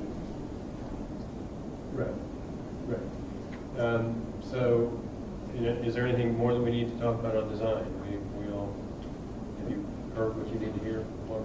I think I'd just like to comment on some of the things I heard, if that's okay. Yeah, I think Bill Randolph brought it up about the retention pond. If you ever go to Bill Rafkin Park there next to the tennis courts, you can see where that pond is, and it's pretty steep, and it has to be fenced off, and most of the time it is dry. I go to the wreck a lot. In that intersection right there, it is bad. I mean, I've almost been hit trying to cross it from this side to the other. It's a lot longer than what you think it is. And the cars, you can notice 35. Some cars are doing 45 down Maitland. So I can concur with that. And Joan Randolph brought up palms. You know, that was one of my concerns when we were talking about this, but I was told these are big palms that put out a lot of shade, so I was kind of like okay with it. But yeah, I'm not a big palm fan for that reason. I'd rather, you know, back to it. I mean, and you know this, I think you're the one who shared this with me, John. Oak trees house more animals and insects than any other tree out there, and palm trees, they just a palm tree. So that would be my comments. Okay, thanks. Mark, are you looking for us for a decision on which way to go down? Some direction would be good. I've done my own little polling as I've been listening here, and if I might suggest what I heard, and I can be corrected, please, if I'm wrong. Mayor Lounge, you would lean toward A, right? As your preference. Lindsay, you would lean toward A also. In my note, Mike, you would lean toward B. That'd be correct. You would like. That's correct. Okay. And for Lori, you said option A would be your personal preference, with option B fit the city more. Well, you know, I like to give a voice to the unheard, but, you know, after listening to some of the feedback, especially some of Stacy's feedback, and I would lean more A. Okay. And Vance, you were kind of same way. You're good with both. Yeah, but I mean, I think the feedback from people out there was, even though I'm a B guy, I think I was hearing a lot of A's. So okay. So as we refine the designs, we can move forward with the option A, and take the input we've had tonight. And Peter, you think you got some good enough input to move forward? Obviously, the site will remain fluid, which is by definition at this point in the process, and we've got the input so we can put together some concepts for that. Okay. Then we'll move forward with A.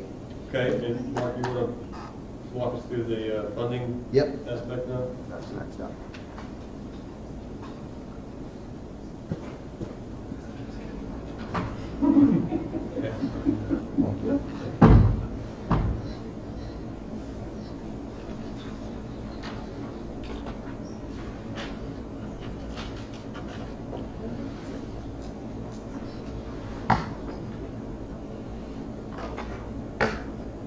Okay, HBM had their estimator provide some project costs for you. Again, these are the conceptual project costs. The bottom line, I attached the two estimates to the staff report. The bottom line on the new library cost is almost 19 million, a little under $19 million. For the existing library, for the renovation of the existing library, that's just under $8 million, with the total construction estimate of just under $27 million. What I'd like to do, just based upon those numbers, sort of walk through what funding we have available, and then how that could be allocated depending on the terms of a bond issue and the amount that we would put towards it. As far as available funding, I've refined these numbers a little bit from the staff report after talking to Jerry and digging into the budget a little bit.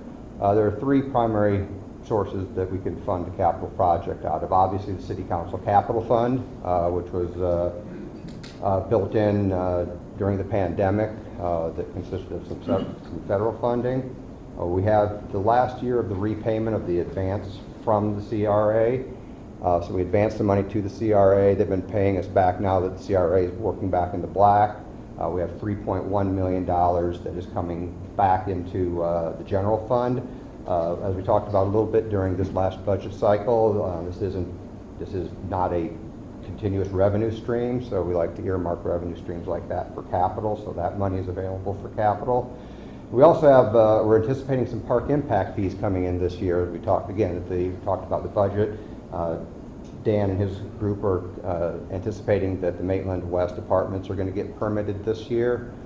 With that comes about $800,000 in park impact fee funding. Now, the one caveat with these numbers, the first two numbers You have a great deal of flexibility with what you would spend those on.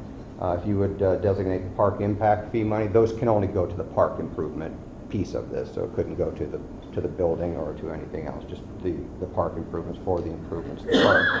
So we're dealing with $12.3 million, which is $500,000, $500,000 more than I put together in my staff report. So certainly a better number there. This is where it gets a little bit on the trickier side. I tried to make the narrow decision matrix as much as possible. This slide shows various financing options. These are prepared by the city's financial advisor, Craig Dunlop, who's with us tonight if you have any questions on how the financing worked or how these numbers came up. What Craig's done is run the financing for $15, $20, and $25 million for 20, 25, and 30 years. And so that's how these two matrices were set up. As you can see from the top table, depending upon the terms, we would have an annual principal and interest payment between just under $1 million. It's shown in the lower left-hand corner. If we would finance for $15 million for 30 years, to just under $2 million if we'd finance $25 million for 20 years.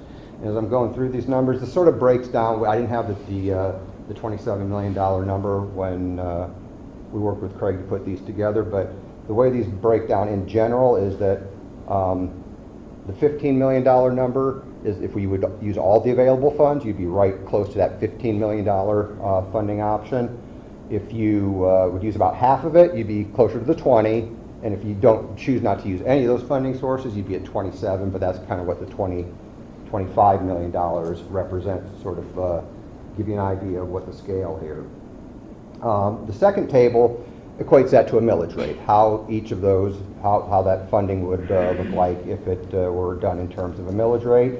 And so you're looking at, again, the lower left-hand corner with the lowest principal and interest payment at just under $0.25 mil, up to the highest, which is the $25 million at 20 year at the 4.5% at just under $0.5 mil, so 0.466 mils. So that sort of gives you the idea of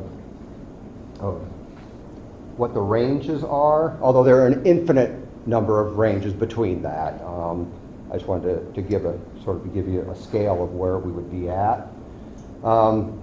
Sort of working through something we're familiar with. How does a millage rate impact someone with a voter that would be voting on this? And just, I'm going to jump back the table. What I've done here is taken the middle row, the 25-year, sort of the average, whether we would spend all of the available money for capital or none of it. We took the middle, or we'd spend about half of it, just to give you an idea about what the millage rate impact would be. And I'm going to give you some more detail on that on the next slide. But at 2.5 mils, home with a taxable value of $500,000 would pay an additional $125 a year.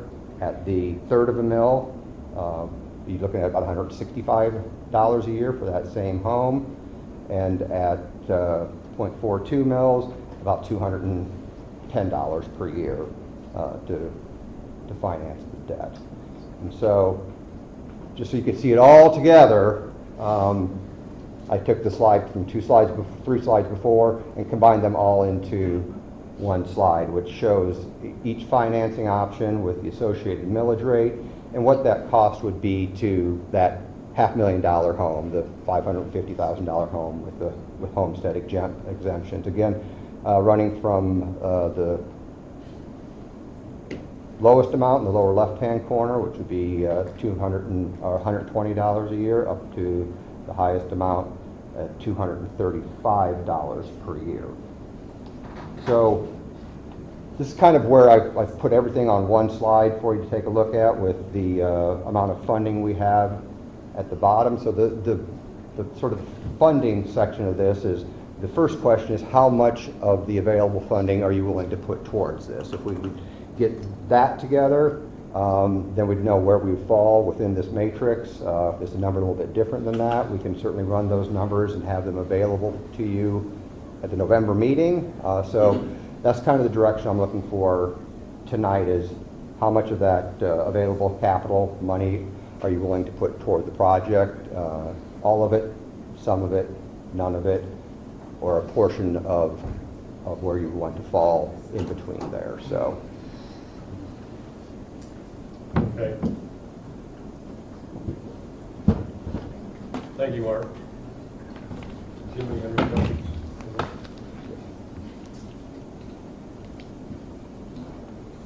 So, what we have, I think, are two major expenses there. One is the new library, one is rehabilitating the old library.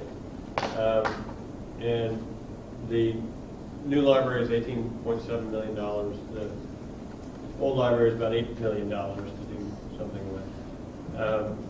And I think we need to know those numbers. I think we need, I'm glad those numbers are there. I'm glad that, I mean, I'm talking about the old library, for instance. The $8 million that we know now what that costs to bring into a serviceable building is going to cost $8 million. Not for any particular, specified use, but just a general usable building is going to cost us $8 million. That wouldn't occur until we had built the new library and moved the old library into the new library. So we're looking at 3 years down the road plus before we would start spending money on the old library.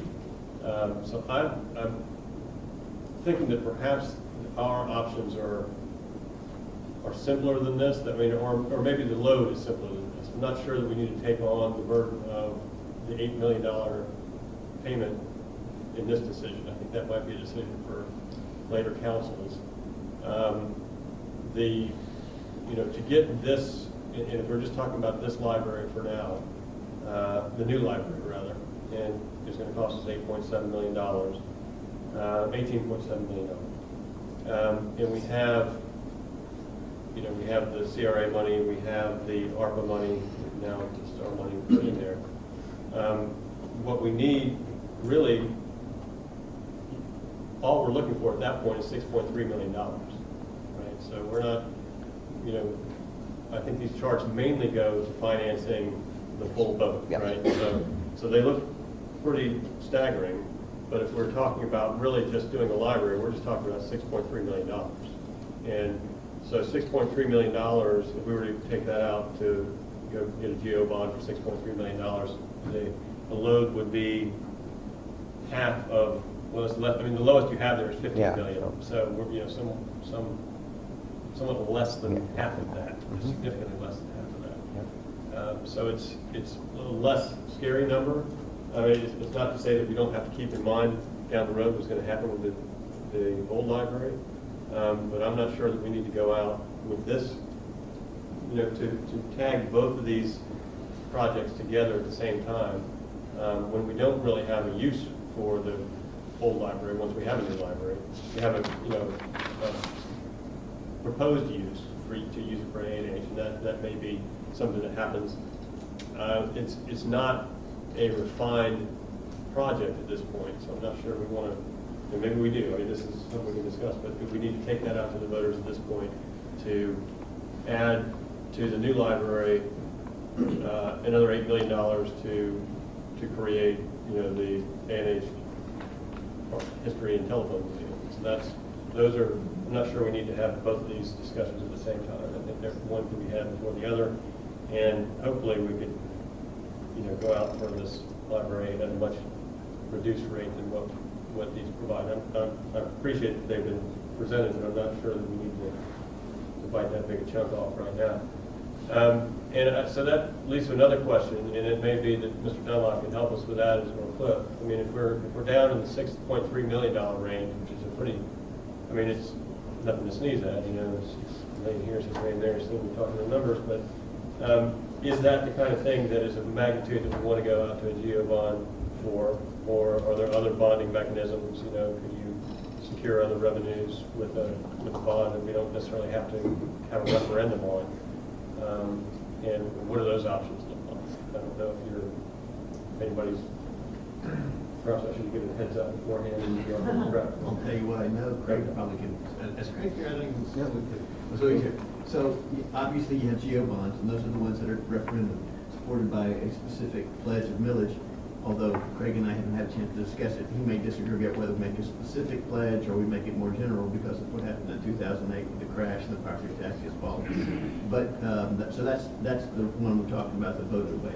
The other is revenue bonds, and they can be through depending on availability in the market, which Craig can speak to. A dedicated source of revenue, which I don't know if we have, it's not committed, but in the past, for example, we've used communication sales tax. I don't know what else is available. That's something maybe Mark can speak to, or maybe Jerry. And whether or not we can still go to the market, given our current status, ratings, and so forth, and get a loan, quote, bond in the municipal world, based on the covenant to budget appropriate. I don't know the answer to that, but that's an alternative to a GO referendum, the whole McGill. The problem with doing sort of a piecemeal referendum, let's go get 6 now, and then come back in a few doors and get another 6, and so forth, is you get referendum fatigue. So, but that's as much as I can tell you. Well, before, and I'm sorry, I know he's going to get up and speak, but before we get into that, I mean, we're just sitting here and we're going off saying 12.3 million, and we only need to go get 6. So, and I might not be the popular guy here, but I can't take that 8.4 mil and put it all into the library. I mean, I think we have infrastructure issues and roads and sidewalks and pipes and other things that could that we really need to look at. I mean, yeah, it's nice to have the pretty things, but at the same time, you got to make sure your toilets flush, lights come on, you can get from A to B, you know, safely. Or do we have, like, if we had a few $1 million, would there be things that we could do in the future? I mean, with $4 million, $3 other $1 million to do infrastructure? You just have to take a look at the capital plan, because we adopt a 5-year capital plan, and the only year that's funded is the first year, so the out years are funded in out years. So it'd be, first step would be to look at that to see what you could advance to make those things happen more quickly. Yeah, but I mean, we can advance and we can get things done that haven't been done in 20 years, right? Yeah. And I mean, I'm all for a library. I'm all for keeping it, price down, but at the same time, you have to, I mean, if I'm not a library guy and we're taking all that ARPA money and spending it, if I'm a taxpayer, I might be a little upset about that there's other things in the city that need done. And we're just looking to spend all that money on. Let me do a couple things. One, I think just for this project and a project of this size and of this fiscal impact, I would want to try to be as transparent as possible with this process. And I think the most transparent way is to really represent what this is costing, which is whether you break it up into 2 or 1. And so I think we should recognize that I would want to be as transparent on this as what the true costs are. Secondly, I think that depleting the money, all the money that we've got here, to then know that we've got a potential problem or issue with the existing library building that's going to need to be addressed, and we've now got no money in reserve, in that kind of bucket to use for that, I think is setting ourselves up for a problem later. And when I talk to people about this project, there are a lot of people that I've talked to that love, and it's a testament to what the library does now. People love our library. They love the feel of the library, and I think there's some historical significance for a lot of people with that library building. I don't think we can just ignore that and kick it down the road and say we'll deal with it later, but we don't actually have an idea of how to fund it.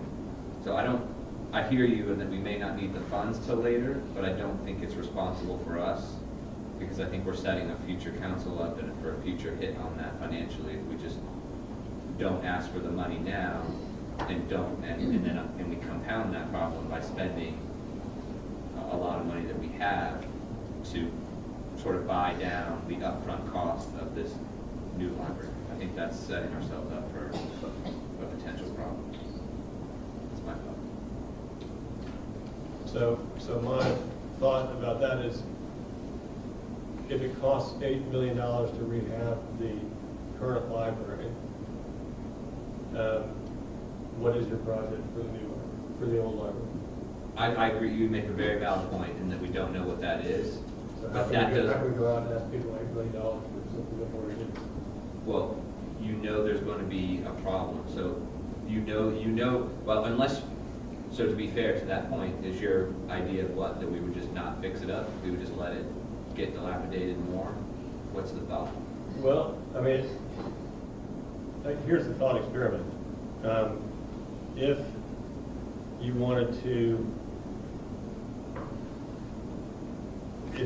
to build A&H, a history museum, and a telephone museum, would you propose that we come up with $8 million to do that? I'm just right out of the ground. So I'm with you. I'm not disagreeing with the premise of we should come up with a plan of what we want to do with it and concrete that plan.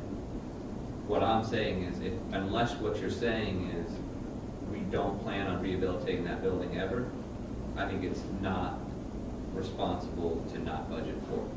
That's what I would say. And I'm with you. You made some really good points. I'm with you on a lot of them. However, I don't think you spend the money we've got and leave us with no kind of funding. Well, I think what we have is a building without a use. That's what we're going to end up with. And so it doesn't seem prudent to me to spend a lot of city money on a building without a use. So let's think of the use and then think of the building to fit it, rather than thinking the building and then have to be filled. I'm with you. I'm with you on that. But I'm not with you in that we should spend all the money and not think that we're going to address it. Because unless what you're trying to say is, I'm not trying to, if the position is that we just won't address that building, then I could go along with the logic. But if we all know that that's going to be a building that we're going to have to address with some use, I don't agree with spending the money that would be used to address that problem. Leaving a future council, and I think what we're doing, if you were to play with this by not even going out and getting a referendum to get a bond, the net effect is we have to raise taxes, so that we're talking about to cover the cost of whatever it is, the borrowing mechanism we have. So I think we should be as transparent as possible. I think that going out, this is one of those projects that to hear from the people to say, yes, we support it, I think that's the most open way to do it. So because, just to be clear, we have to rehab this, because if we were just to go and spend a couple $1 million to demo that one part, we couldn't build it back in that footprint, because it would be more than half of what the structure is, and it wouldn't fit into what our code is on today. Is that correct? I don't believe that's true, because the code issues are, we're keeping the footprint under the proposed design. I don't know if Dan said this, but under the proposed, we're keeping the footprint the same. We're just rehabbing the interior of it for a use, and I think John makes a good. I didn't know if there was any problems with setbacks or retention, or anything that we wouldn't meet today with that building. We just said, let's spend some money, let's demo that one part, and then come back in how many every years and say, all right, this is what we want to build there. You know? What do you mean when you say there's no proposed use? Because I thought that there is, so do you just mean that that's not set in stone for the voting? Well, I was surprised to see that there is a proposed use in the green sheets, because although there had been proposed use, we've talked with A&H that they could use the space if we wanted to let them have it. They proposed that they would use it for a telephone museum and storage and an art museum. A history museum.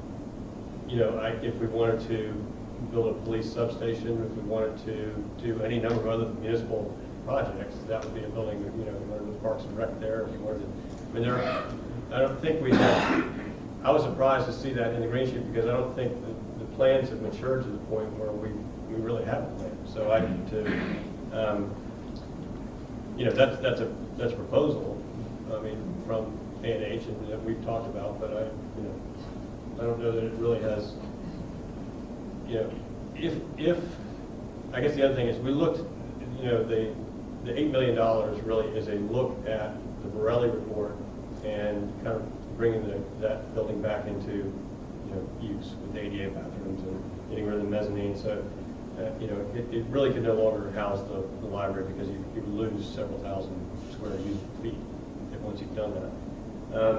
I think, my understanding, when I hear people talk about the library, they like the old part of the library. And it's a beautiful old building, it's been there for a long time, and it is where the library started. And it is a striking building, and in the inside, it's lovely to sit and read, and it's got a nice quiet reading room, a nice fireplace, and art displays. That's, I don't know, what, a third of the building, something like that. The rest of it has been add-ons from the 70s and 80s, and it's, doesn't have any particular historical or emotional tug in my heartstrings. I mean, so I wonder why we would spend, $8 million to rehab, that entire space. I could see perhaps rehabbing and preserving what started off as that initial wing of the library, but, just to spend that money so that we could, and then go out in search of a use, I'm kind of at a loss on that. One thing I also worry about is the loss of momentum, which is, I think we know what we do want. I think we know what the community wants, which is a library. I think if we spend the next few months trying to refine the plans from A&H or find another use for it, and then figure out, do we really need to preserve all, 13,000 square feet of that building, or do we really, the envelope is only a third of that? And what happens if we just demo the add-on parts and preserve the original envelope? What does that cost? And it may be that it costs $4 million and it's still, a lot, or maybe that it costs $7.5 million. It's really not much of a savings. I don't really know. I don't think anybody knows at this point. But I'm worried about, the time it takes for us to come up with the proper solution for that building 3 years hence from today. And if we're just not there yet. And if we can cast around for a few months and try to refine that and figure it out, and then go out and, I understand, Mike, that, I'm all about transparency. I mean, this all has to be a very transparent process, and it's, that's why we're doing it, as publicly and in great detail and many meetings and over many years to get there. But I worry about losing momentum on this and, sacrificing the library while we try to find a credible use for its ownership. So. No, and I'm with you on that. I'm not actually, what I'm saying is I don't think we should ignore the fact that it's a problem that will have to be fixed at some point. Yes. So I think spending, you made, like I said, you made a lot of good points. I'm not disagreeing with making sure that we have a solidified use, and that we are in fact going to use that entire 12,000 or whatever it becomes net once you take away mezzanine space or whatever. But whatever that is, we want to make sure that you're correctly budgeting for it, but you do want to make sure that you've got some money to address it, because I think we're posing a problem. And we just lived through a budget cycle where we were trying to find savings where we could to even avoid a bigger tax increase. So I don't think we'd be doing ourselves favors by setting ourselves up to have to go get money or address an item in a budget to fix that bill. Right. So one remedy for that may be that if you said we need $6.3 million to build the library, because we're going to use all the ARPA money. Well, let's not use all the ARPA money. Let's use 6 of the $8 million, and let's put 2 in reserve and go out and bond the rest. Right. So then we just kind of, it's an $8 million bond rather than $20 million. I mean, I don't know how much we set aside for a future council to take on the idea about what is the proper use of the building. I mean, that's one way. Right? I mean, not to use all the ARPA money, but just put something in reserve for that future day. Or do you want this all wrapped up with future use? So I think what we're trying to do is not. I think that the park impact fees we have. That's a speculative number, right? The 0.8 is what we hope. That's based on the number. Speculative is not. Based speculative on is not the right word. Future. Yeah, it's future money. Yeah. Right now, that fund has how much in it? That's correct. Well, how much does it have in it now? $1? Not a lot. Okay. Not a lot. So, and we know we just went out with a park need study that's coming back soon, and my guess is there's going to be items on that list that people want to see.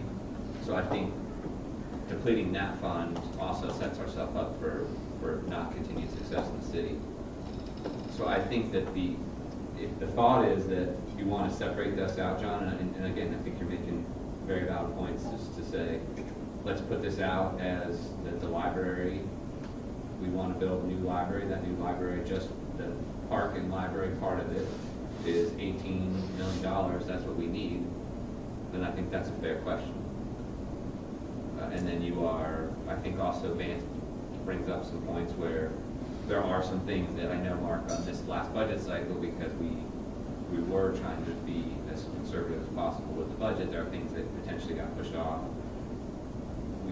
There are items that I think people have cited that should get moved up on the capital improvement plan. I do think that having some of that ARPA money being used on the short run for those items makes some sense to me. So, but keeping some of that ARPA money around for the eventual addressing of that old library. That's my thought. I was really surprised when I saw that $8 million to redo it, because that really stunned me. I mean, and my thought was, wouldn't it even just be cheaper to tear it down and rebuild whatever than it would be $8 million? So when we said that $8 million, where did that come from? Was that just in rehabbing everything, from taking out all the walls, taking everything and redoing it? I mean, give us some insight. Yeah, certainly. So first, in perspective, that's a 12,000 square foot building, whereas the new library is being planned at 20,000 square feet. So the 20,000 at roughly 18 million is equivalent to the 12,000 at 8 million. So a little less than half the cost, but a little more than half the square footage. So there's some perspective in that respect to start with. The second is that the first focus was a complete envelope and mechanical addressing the facility from bring it up to current conditions that are appropriate. The second is in looking at alternative use of the building from library to something else with the museum spaces. The directive was, and this is something that can be altered, but the directive was museum quality space. So there's a fit and finish to the interior fit out of that space that is if you go to any museum in the country, you'll generally find the quality of materials of more substantial scale than perhaps another type of building. So the $8 million can be re-evaluated to some other level of quality, not to say that it would be a substandard quality, but a different quality. Also, good points about the fact that the real historic kind of attachment to that building is the front space. It's not the 80s additions that really have that as historical meaning. However, that applying the use or the reuse to it really made a lot of sense square footage wise, functionally breakdown of the two wings to accommodate that new use. So, diverting from that initial question, I think that there's also kind of a hurdle to consider that, if it's not that museum quality finish, is there another estimate that can be done with a different level of expectation of the ultimate end result of the building that produces another number, like Mr. Mayor, you're speaking of $2 million in reserve for it, or $4 million, or whatever, that we can really evaluate that based on the expectation, not based on essentially what goes in it, but just the level of fit and finish. And then you might be able to disseminate then from that, is there a level that you can provide to bring that building back up to a sustainable condition that would accept any type of use going into that historic piece of the building. So I think that there's, like everything that we've been talking about, perhaps more investigation. I mean, the $8 million was really built on the directive we had heard about those spaces going in there with that level of quality. while I'm thinking of it, a question for you on the new library costs at 18.7, and I looked through the line items, although they're very kind of conclusive, not, there was a whole lot of detail in there. Does that include all the tech and all the furniture and fixtures? It does. These are both very comprehensive numbers. They're inclusive of everything for the project. That's why the breakdown you see on the upper cells is really what you would associate with bricks and mortar, and then below there's a category that's labeled soft costs. That would involve all the other things that aren't contractor bricks and mortar type of things, technology, moving, other fees, so that the bottom line of the two estimates is a total cost. It's not leaving anything out of this project that then would become a problem. Oh, wait a minute, that's not included. Okay, thank you. And I know you guys are the library guys, so you would know exactly what kind of goes, what modern libraries need as far as tech goes. So that 18.7 number is somewhat solid on that. Yes, I'm fully confident in that.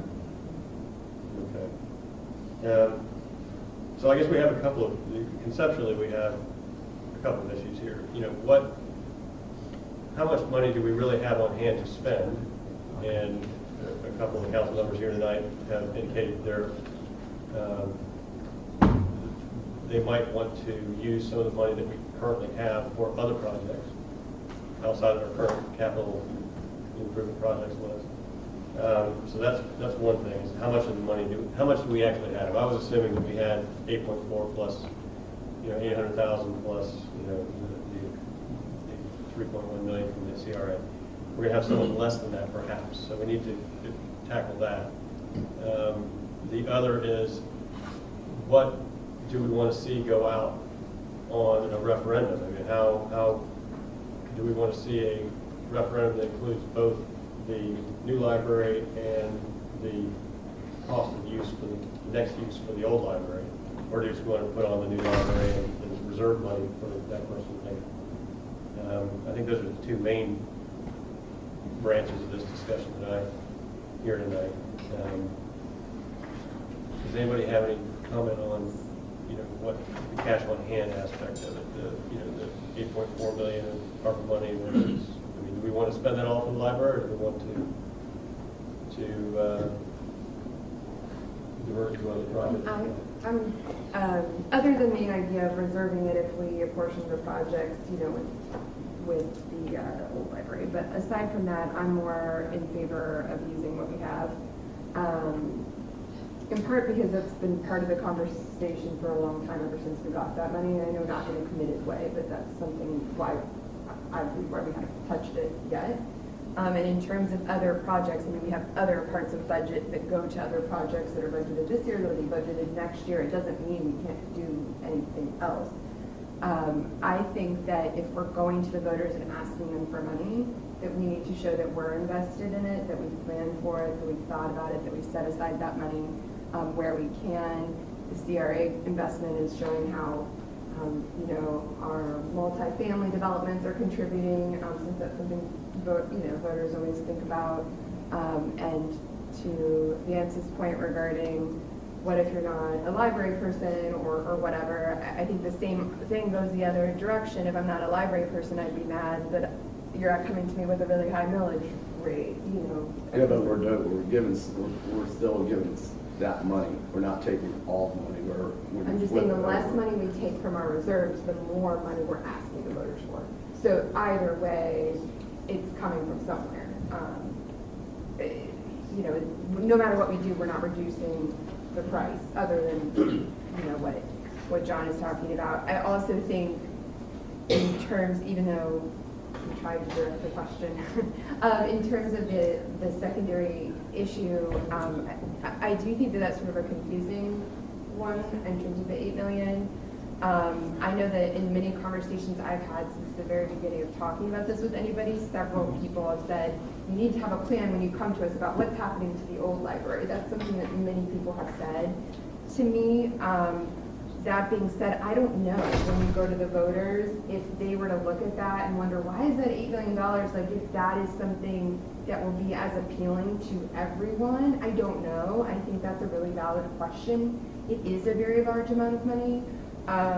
I do love the idea of having that for that use and you know, and all of the reasons behind that, but I do think that that is a much more difficult question as far as I'm concerned. So, I'm sorry, are you done?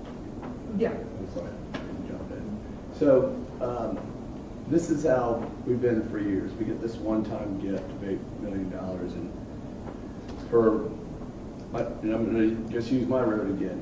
Our pipes are 2-inch water pipes that have been there since 1959, and those little pipes can't handle the pressure, and they bust all the time. We're sending employees out there to fix them and keep repairing, where I think, you know, this is a one-time gift that we should take these things and go, all right, we're going to do them this year, so we get them done.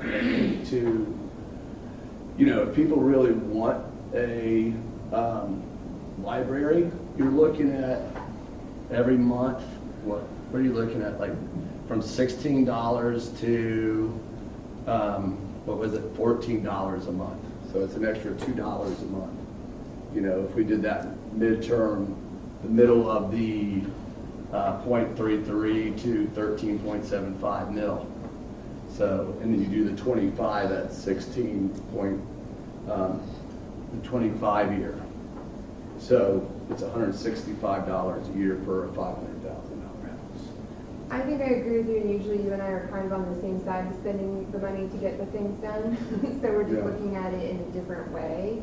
I certainly, you know, neither of us is saying to take $2 million or $3 million or whatever and just keep it in reserves. I don't think that's what either of us are saying. Right. But I think it's the same spirit with which I say to just do what we're going to do and pick a lane and do it. But it's coming from the same idea. Yeah, it's been this way for years and years. It's always been, you know, we said this the other day, we tighten our belt till we hang ourselves. And that's kind of what I'm seeing here. We have an opportunity to go out and do the right thing, get some work done, and still be able to go get the library. But I'm just saying we don't spend all 8.4 million. Maybe we, you know, spend 5 million and then put 3.4 into getting these things done a little faster. I would just hate to, you know, I mean, this is a one-time gift and it's an opportunity to use. And I just, you know, it's kind of like, oh, do I go get the shiny new car or do I go get the things done in my house that need repair? So that's kind of how I look at it. And I know I'm not a popular guy out there, but that's just how I see it. You're always popular, Maitland. Thanks, brother. But I would say, you know, so we're getting down to brass tacks here. May I? Yeah. Okay. My main concern that I raised with Mark early on was I don't want to touch the park impact fees. I think that money has no business being part of this. It concerns me greatly that that is not a source of funds that's going to renew itself. That is money that comes to the park trust fund when new residential development is created in the city. As we know, we are pretty much maxed out. There's not going to be more of that coming in the foreseeable future. That's money that is there that I think we should leave there because we have other parks in our city that are going to continue to need refreshing, renewing, and we have other park needs that are going to be coming up. I think it would be dangerously foolhardy to take that money that is already allocated for the parks and to put it into this project, even if it's to rehab Twinstrong Park. So I would want to take that $800,000 off the table. As to the ARPA money, I hear exactly what Vance is saying. I understand the sentiment. I hear what Lori is saying. I understand the sentiment. Where I'm looking at it from my perspective is that we have a pot of money that has been dropped in our laps, which we have been sitting on for several years with the conversation that we're going to probably use this at some point on something very large and hey, look, we need a new library. Isn't that a fortuitous happenstance that we can spend this money on this thing? From my perspective, and I understand what you're saying about putting new projects in the works, I don't disagree with you. I think, and you know, that, again, I'm a proponent of getting stuff done as well. But we're just shifting the numbers on the balance sheet, right? Because if we're asking for less money from the voters because we're using more of the ARPA funds, well, we're still going to have to fund the projects that you're talking about through an increase in taxes, which is going to come off of the millage rate the exact same way as if we decrease the amount of ARPA funds used on the library to increase the amount of money that we're asking for from the voters to pay for the library, which is going to come off of the millage rate. So I don't know, like, it's not like there's different millage rates, right? Like, it's not like we're putting the money in a bank account that's going to get 5% interest versus a bank account that's going to get 7.5% interest. Like, there's not a difference in terms of how we ask for the money from the voters to pay for stuff. It's still going to cost the same amount. So I don't know that necessarily in terms of, like, if we had another really big project that Kim came to us and was like, hey, this is going to cost $3 million, I need it, and we go, sure, okay, we can funnel it to this specific project because it needs to be done now. We don't have time to budget it out 3 or 4 years in the cycle. But we don't have that situation. We always, as Mark said to us a few weeks ago, I will always have more projects that I can always use more money for, right? So it's a bottomless pit of projects. But this particular project is not something that we're going to have as an ongoing renewing concern. It's something that needs to be addressed. It needs to be addressed now. And it's already to a certain extent going to be a big ask for the voters to be invested in this as much as we all are in this room. But with that being said, we have this pot of money which is sitting here, which gets us a significant amount over the hump to get us to that finish line. So as much as I would wish that we could find a way to, you know, apportion money off into separate little projects which are all equally important, I think that because the ARPA money has dropped in our laps, because it is a pot of money that can get us to the finish line, I think we should use all of that money on the library. And then that does reduce ultimately the amount that we are asking the taxpayers to come up with in order to fund the library. But again, even if we ask for more from the taxpayers for the library because we've reduced the amount of ARPA funds because we're paying for other projects, that looks exactly the same as when we come back for budget season next year and we have to raise taxes because we have to pay for a project. So I don't think it's substantially different. It's just, when are we asking for it? Are we asking it for it in this referendum, or are we asking it for the budget cycle next year? As to John's point about the library, the existing library building, you threw me for a loop there, and I'm not going to lie, it's something I hadn't even considered. Obviously, I looked at that $8 million to rehab it and went, wow, that's a lot of money. Is that the highest and best use for the space? I think that we are finding a convenient use for a building that we all know is not going to really benefit in any other situation. But I also don't know, and you know, this is blasphemy for this even coming out of my mouth, would the voters rather save $8 million or have us tear the building down? I mean, I know that's a terrible thing to even say, but is that building in its current state worth $8 million for us to keep it for the historical nature and the historical value of the facade? And I genuinely am asking that question, and I think the voters need to tell us. But that is an awful lot of money to spend on rehabbing that building. But at the same time, to Mike's point, I don't think that we can walk forward with an unfunded mandate where we say we're only going to deal with the library now, and we're going to put it as a situation to deal with down the road. We have kicked the can down the road so many times. We have been the recipients of cans kicked down the road so many times. And we've had to make decisions because other councils didn't, or it wasn't thought of. I would not want to be sitting here in 2 to 3 years when the question comes up, okay, now what are we going to do with the building? And we can't raise taxes in order to pay for street paving, let alone to come up with money to fix the building that is derelict, that has now been let go, that we don't know what we're going to do with it. So I think it's a dangerous thing for us to not have a plan, regardless of what that plan is. And so I agree with you, John. I don't think it's necessarily the best value for money, but in the alternative, I don't know what we're supposed to do. So to go on this, John, I didn't know that even using all of it and then taking out the rehab of the building, getting to 6.3 net was even on the table as an option. I don't know, Mark, if you did, because That was on me. we have no slide that even gives us that impact. So, but on what we have available, if we, for example, we're gonna have Independence Lane that's gonna run north. Currently, what's gonna happen on the west side of Independence Lane, so Mark has completed the purchase of that land. We're gonna be under construction soon, but we're gonna have a parking lot that sits on the west side of that for the foreseeable future, right? There's no plan for that. There's, to John's point, it took us years, legitimately, to get to a decision on having the library be at Quinn Strong, and we're still going through that process. So I think, John, you've raised some good points, like what do we want to have go on with that existing library? Maybe that takes some period of time, and maybe the decision is not to spend a ton of money there, and the back part is not historically significant, so we want to rehab the front, or whatever the decision is, a combination.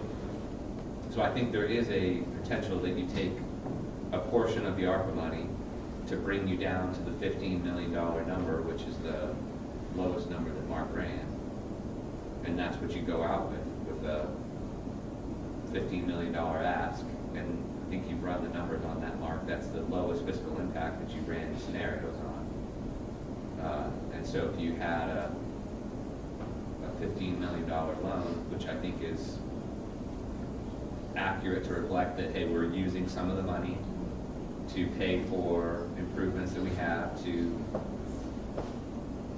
the park or whatever it is as part of a component of this library project, but we're leaving money in that ARPA for whether it be the rehab of the existing library or another capital project that, after discussion and evaluation, City Council decides to allocate that money to. Because I do think that there's been a lot of good points that I think we all were surprised at that the 8 million, the 8 million or 7.9, whatever the million was, to get to rehab that existing building. So I think that's all grown us to that, evaluating what is the best use for that. So I think having more discussion on that point is definitely.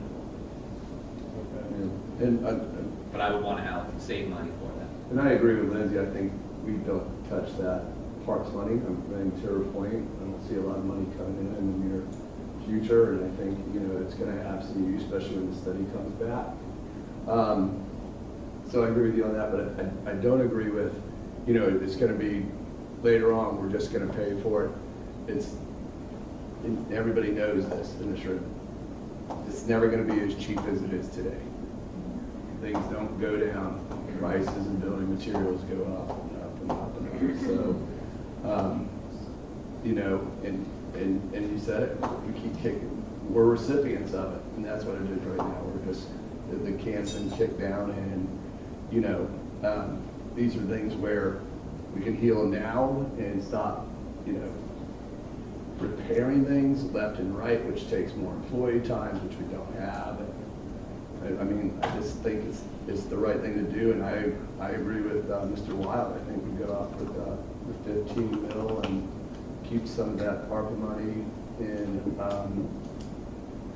reserve for, if we need it for the library or projects that, might pop up that need addressed right away. Lift stations, whatever it is. I think we do use all the 3.1 million in the CRA. I'm very happy to do that. And I have something else, but I can't remember it. Oh, I said I wish this would have been a workshop. This would have been a good workshop to have.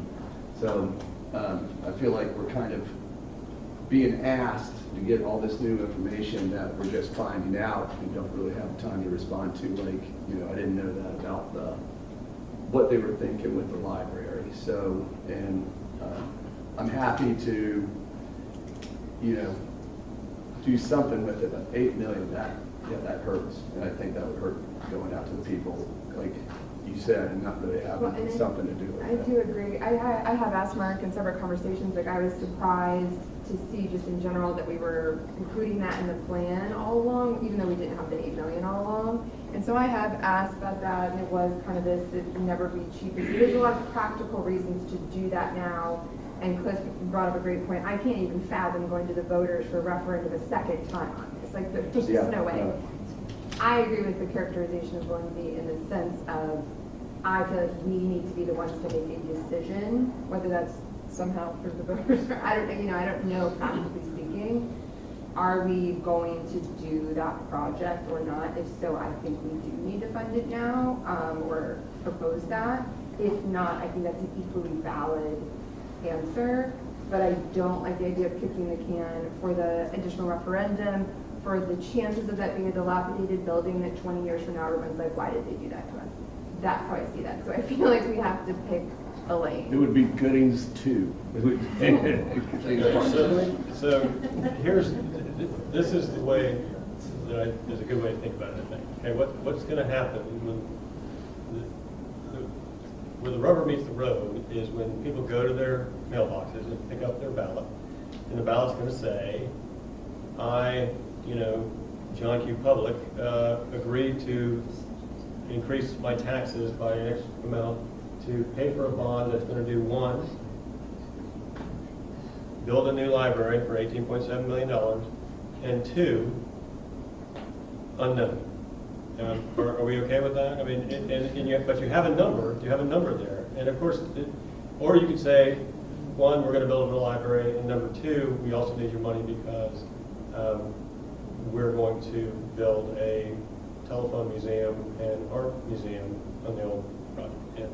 And whether or not you like those options, I'm just saying, you might not like those options, but that's what's going to happen. I mean, so I think if we think about it as what we're actually asking people, because when they go to the mailbox, they're going to be asked the question, and the question's going to look like that.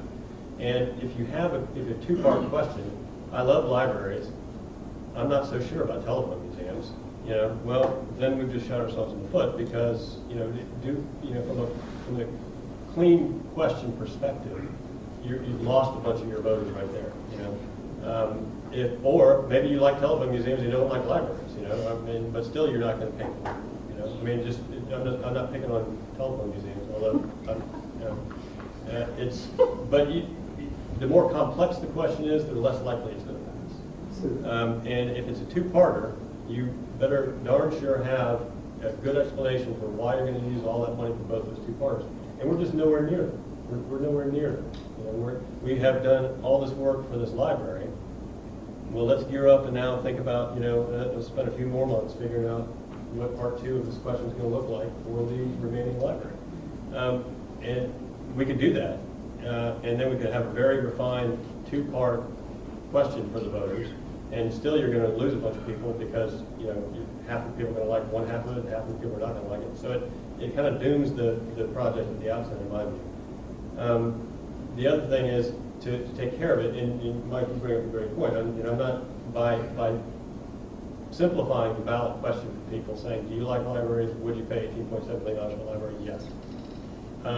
They should also trust the council for us to be ready to take care of the other building when the time comes, right? So maybe we do set aside, this doesn't have to be part of the ballot, we shouldn't be, but maybe we do internally set aside $3 million out of the ARPA money to say, we're thinking about what to do in 3 years now, because this, again, whatever happens to that library building is not going to happen for 3 or 4 years. I mean, so we just be guessing. So you set aside the money, say we're planning to make a museum, might not make a museum, somebody might come up with a better offer in the interim, but we are prepared to pay for it. Because I think that's a responsible way to deal with it. Whether or not we use all the money on hand, that's the other question. So let me, to that point, I think it's unfair to talk about kicking things down the road and how we've been kicked upon unless we're ready to come up with our own projects. So I think it's incumbent upon all of us tonight who have spent all this time in this project, if you don't want to spend all the ARPA money and you want to fix sidewalks or pipes or whatever, come with a list. Come with a list with a number. But it's not enough for me to hear somebody say, let's just keep some money in the back pocket because we need to pay to fix more pipes. Well, that's not planned. That's an idea. And if you have a plan for, $3 million of the ARPA money because you want to fix X, Y, and Z pipe, great. But don't just say, let's fix some pipes, let's get some stuff done. It's incumbent upon us to be the responsible ones to go out there with a plan. And so if we want to make a plan, let's make a plan. I don't think we're anywhere near the plan for the future of the old library 4 years from now. And so I think it's a mistake to put that on the ballot. I don't think we'd ever get there even if we tried. So I think a better responsible way to deal with that is to put aside money now and ask for more money from the voters to pay for the current library, setting aside some of the money for future use of how to deal with the library in the future. So I'm with you. I'm with you on most of that. So I think though that the full amount of the ARPA though we had talked about, and John, you remember this from years ago, that there was discussions about a parking garage and where a parking garage may need to go in downtown. I think a lot of us parked in a lot across the street that the city actually doesn't own or have rights to technically. And so there are, if Independence Lane North is successful, there may be a need for some sort of structured parking in the downtown. We don't know, and that's 2 to 3 years out on that time frame. So I do think that depleting the CRA money, so I'm in between on the issues. I don't think we should, and I'm with you on Vance that we need to accelerate, but I think we're moving on some of that, and I think part of that has been the staffing issues because we can't accelerate some of those projects, and we've got a utility fund that's working on some of that stuff. So my proposal is to designate a portion of that ARPA money towards the potential rehabilitation of the existing library building, because I have heard from many people that they've got historical significance to that building, they love that building. And so I think I agree with you, John, that we don't have a definitive plan, but saying that we've got the money to address that building is important. And then we go out for the 15 million, which I think is roughly the number here we're talking about. Is if you took the ARPA money, half of the ARPA money, saved some of it, and then used that to get to the 15 million, which again is the lowest. I had no idea. I thought that was the lowest we could get to. We were thinking about getting to. I know we could get lower, but I thought conceivably we were gonna 15 million would be on the low end of what we would go for. And if we said here's an 18 million, I think that the best message I think we can come out with is that we have tried every way to make this as fiscally responsible as possible, because I think that was part of the criticism of some other jurisdictions, that it got kind of out of control. I think we would say we have looked at this, we've done evaluation of needs, we've sized this appropriately, we've been efficient with the use of the space, and that this 18 point whatever million dollar number that we're going to go for is the efficient use of tax dollars, and then we go out for a $15 million revenue ask. That's my thought. So, Mark, the decisions tonight, we've made one decision. Yep. And so and I believe our architects and engineers are very happy about that. We can go on and do their business regardless of what we come up with on B here. I appreciate you all sitting with us tonight, even after we've made that decision. But I'm not sure tonight we're going to come to a conclusion. I mean, I appreciate that suggestion by Wild. I think that's while I might disagree with the numbers, I think the approach is a good idea. So what do you need to hear from us tonight? I mean, I think we're getting close to the end where we need to get ballot language to the supervisor of elections, and so we have one more meeting to do that, right, to meet that deadline. So if this is going to go out to a ballot measure, we need to figure it out by the next meeting. And tonight was a good airing, and it would have been a good workshop, as you say. I mean, it was nice airing of opinions, and I didn't mean to take anybody by surprise by my math there, but I'm not a great mathematician. But I think these ideas we need to maybe stew on them for another meeting. But I think I would really ask everybody up here to think about what the ballot looks like when it comes into the mailbox, and what we're really gonna ask. And I don't mean necessarily the number, but the form as well. You know, I mean, are we asking for a new library, or are we asking for a new library and a rehab of the old library? And if it is B, if it is the second of those, we still have some work to do, because we're nowhere near proposing a responsible number to anybody on B. And it's a big number, and it might imperil, you know, the prime objective here, which is getting a library, you know, by, you know, there's the perfect becoming the enemy of the good. I would counsel we just kind of think about what it looks like when it goes to everybody and what we're going to ask them. And then next time we can come back together and figure out how much we want to take, what projects we want to keep out of the ARPA, out of the Parks Trust Fund, out of whatever, and what money is really on the table for us to work with, and how much. Then at that point we can make a more refined finding as to how much we need to go out. Hey, John, with the question, I mean, and I don't know if y'all are in for this, I don't know if we can give enough notice, I think we can, but I mean, could we do a workshop next week, Tuesday or Wednesday, and we sit here and just nail it down? Because I mean, there's a lot, we're leaving with a lot more questions than answers. I mean, back to it, I mean, you said, how do we want to present this to everybody? I mean, right now, I can tell you, we probably have 5 different ways that we're all thinking. So, I mean, if we could do a workshop and just come here and sit down and, you know, knock it out. And then when we come to council, next council meeting, it won't be long and we're not trying to figure it out at a council meeting. So I was just thinking, sort of a little bit different, is that I think we should start saying where we think we're leaning tonight, to give Mark some time to prepare something so that we can look at it at the next meeting. That's where I was at. I was trying to get to where I think we are all at in a rough idea, clearly not making a decision, but where we see those lines being drawn so that Mark can start to, again, because if we're going to go down the scale, he did 15, 20, 25. And we've looked at fiscal analysis on that and whatever. If we're going less than that, then I think we need to look at that. But I think it's more of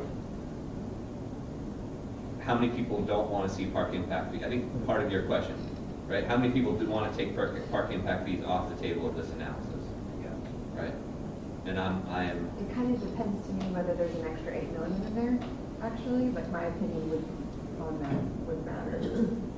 So what do you, of the 8.4, the 3.1, and the 0.8? I don't personally believe, or I'm not convinced at this point, I should say. I don't know maybe enough about it to have, to share the same opinion as the other council people that do feel strongly about it. I don't see it, given the dual purpose here of Quinn Strong and the library, as an inappropriate use of the money.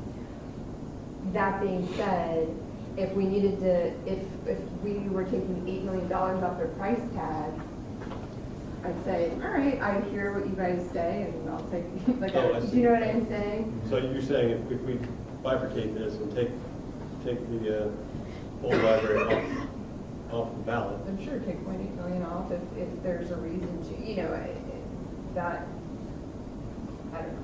Yeah, but at the same time, I mean, you have to get the message, what do you want to do with that library? Because if you're going to take that off, you're not going to let it just sit there. And I was joking about Goodings, but you don't want it to be another Goodings. No, I'm just saying as to the one issue that they said. Yeah, but you still have to pay money to have it tore down, right? So there's going to be some money somewhere, whatever that would be. I'm just talking about whatever we were going to the voters to ask for money-wise. So are you saying you need more time, you do need more time, or are you saying that you would want to use all the 8.4, 3.1, and 0.8 towards the library to bring it to the 6.3? Again, I think that these are all connected questions, because then one of the other things you guys have been saying is perhaps taking some of the CRA money, putting it aside, or I'm sorry, some of the capital funds, the ARPA money, setting it aside for a future council. But if we decided to put it all on the ballot, then we wouldn't need to set any money aside for a future council. You know what I mean? So these are very interdependent questions. I understand some of the council people feel very strongly that regardless of what happens with these other questions, they feel that the park impact fee should be used. I don't feel that way, but Does that make sense? Yeah, and so and that was, so what I was hoping to come back at the next meeting and think about what, from the perspective of voter, because we're all voters and we're all going to get it in our mailbox too. Do you want to see a two-pronged question, or do you want to see a one-pronged question? Right? So that's the answer to your question, right? I mean, if it's a one-pronged question, then your calculus is different on this, right? And that's what I'm saying. I just don't know that if it's a two-pronged question, with the two prongs being build a new library plus rehab the old library, and we have to tell them what we're going to use it for. I mean, we can't just say rehab the old library and it's got to have a use, and let's say the use is the History and Telephone Museum. That project, we know now. We've set the professionals loose to figure out what this library is going to cost us. And we've also set them loose to tell us what the old library is going to cost us, but we don't have a use for it. We have a proposed use. But do we agree that's the best use? I don't know that we've ever had that discussion. I didn't see it as complicated initially. My understanding was when we went to the voters and the transparency was the plan that was essentially presented tonight, which, obviously may have more detail or whatever and some changes. But in terms of the old library's use, it would be essentially what was presented tonight. I understand that we are not tied to that we don't have to do that, and that I think all of us are saying, or at least entertaining the idea that that may not be with that price tag, knowing now the highest and best use of it. But I didn't think of it originally as we were going to the voters with a two-pronged question or some unknown factor. I think we could feasibly go to the voters, say this is the package, this is what we're doing with it, this is what we're doing with the old building, this is how much it's all costing, it's all packaged together. I think we could do that. Whether or not we're going to do that or want to do that is certainly, I think, up for debate by all of us, but I do think you could do that. But I just, in order to say what we're taking from where, to me, it just depends on what the price tag we're going with, and right now we're kind of an $8 million variable, So I agree we need more time. Okay. I'm leaning toward, I don't think that anything that I have said previously is incongruous with the concept of using a portion of the ARPA money as a holdback for the future contingency on the old building. I think that is a very reasonable suggestion. I don't know that it necessarily impacts the amount we would be going to the voters for if we were able to package it all together under the 15 million, which is, I think, the number that we're all hoping to be able to gravitate towards, or at least I personally am, because I would like to be able to say that we've done this as fiscally responsibly as possible. Yeah, I would like to see between now and 2 weeks from now some sort of plan laid out for suggestions. I also would like to see how you expect the question to be asked, Mark, because I had not thought of a bifurcated question.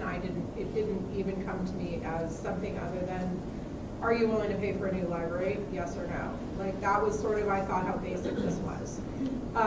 So if that's not how basic it is, then I need it to be brought down to that level of basic for me to understand what actually the question needs to be and how we're going to phrase that question, because then we sort of have to back into that question with what we are hoping the answer to be, which is yes. So we have to be able to make sure that we've been able to explain it to ourselves so we can explain it to the voters.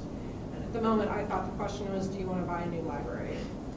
I think we should go on that. I think the question, and I think, John, you illustrated a good point. I think the question should be, do you want to spend money on a new library and rehab of Quinstrong Park that's going to cost 18 point whatever million, with borrowing 15, let's just call it, we can put the numbers, but borrowing 15 million while leaving a reserve for addressing the existing library with a use that is still to be determined by council. I don't think that's an unfair question, but I think whether we have to go into the part B of that, which is, do you use the existing library or whatever, but I think the question should be, do you support funding the construction of a new library on Quinstrong Park for $18 million, with putting out a bond for $15 million, and here's the revenue, here's the amortization, the terms that we've gone out with. I think that's the accurate way and fair way to put it, knowing then we haven't set ourselves up for real trouble here, because then we've taken part of the ARPA, funded it up front for the library, and we've saved some of the ARPA for rehabilitating the rehabilitating the old building, and we're letting the decision on that play out and hopefully go through the same kind of deliberative process that we've gone through with the library so far. And I had said before, and I still feel strongly about using all of the ARPA money, but I also agree that we could use all of it for the library by setting aside a portion of it for the future. We are using, in that scenario, we technically are using the ARPA, but we're just not committing, we're not committing what all that goes for. We're saving half of it, roughly. Reserving half of it for dealing with that. And whether that, and to everybody's point, whether that's a smaller project because we said, hey, what we really need is a parking structure because Wells Fargo sold and, hey, we don't have a parking lot. Or whether it's we decide we want more parks here or there. Whatever the decision is in 2 or 3 years that we come to. Yeah, at that point, they'll be putting cell phones in the telephone museum. We'll be teleconnected. Whatever it is, we've not set ourselves up for a potential for. But so, looking at the bottom right hand of that slide, I mean, we have 3 pots of money there, and the assumption has been that it's going for the new library and the old library. I would think that the next meeting we would say how much of that we're going to hold back and why. Not just, I mean, I just again I think it's incumbent upon us to have a plan for the money. And if we're going to hold it reserved for future use of the, figuring out how to deal with A&H and the old library, and we can keep $3 million to do that. That's a legitimate. I'm not presupposing the numbers, but that's a legitimate plan for that money. I would think. I don't think we need to have a fine-tooth plan on this, but I think it is incumbent upon us to if we're going to hold anything back from that $12.3 million, to get up here and describe why we think it's important. And if a future structured parking is a plan, but I don't think it's enough just to say we need to do other things with it. So let's figure out what we're going to do with the money that we have and how much we're going to dedicate to our project. Would be my suggestion. So as to Vance's suggestion, we meet again in the interim.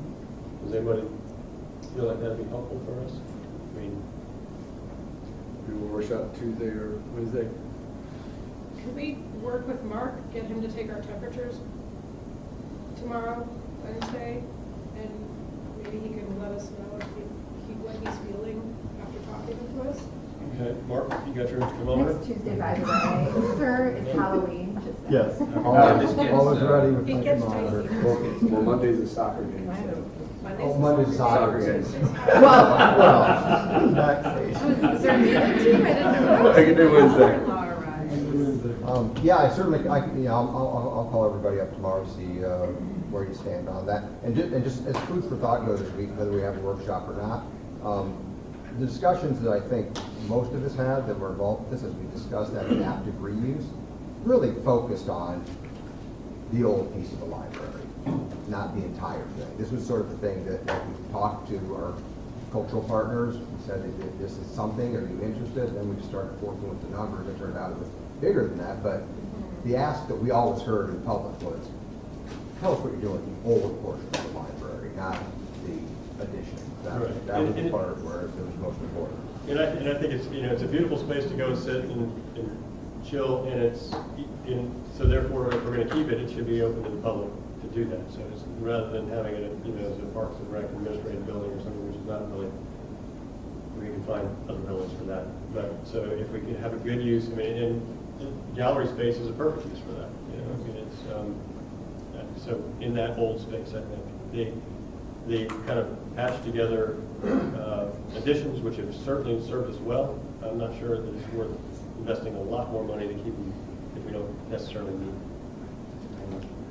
So I think this has been a useful discussion. It's been kind of pointed perhaps at times, but I think it's useful, and we just need to continue letting these ideas kind of gestate here, and we'll come back in perhaps in a workshop mode, and if not, then on the 13th, and give you what you need. Yeah, because if we're going to be making the March election our true drop, ideally would have been the November meeting, but we still have December 11th, because the next day is when supervisor election. Literally December 12th. Literally. It has to be. It's only like 80 words. It's only a ballot question. How hard can it be? It's not hard. I can draft right now. It's not even, it's as a resolution, so it's only one meeting. Yeah. But one question or two, how much money, what interest rate, how much millage do you want to pledge, etc. Okay. And has to be translated by the next day too. Oh, yeah. That's mine. All right. So everybody feel good about where we are on this? Yeah. Yeah.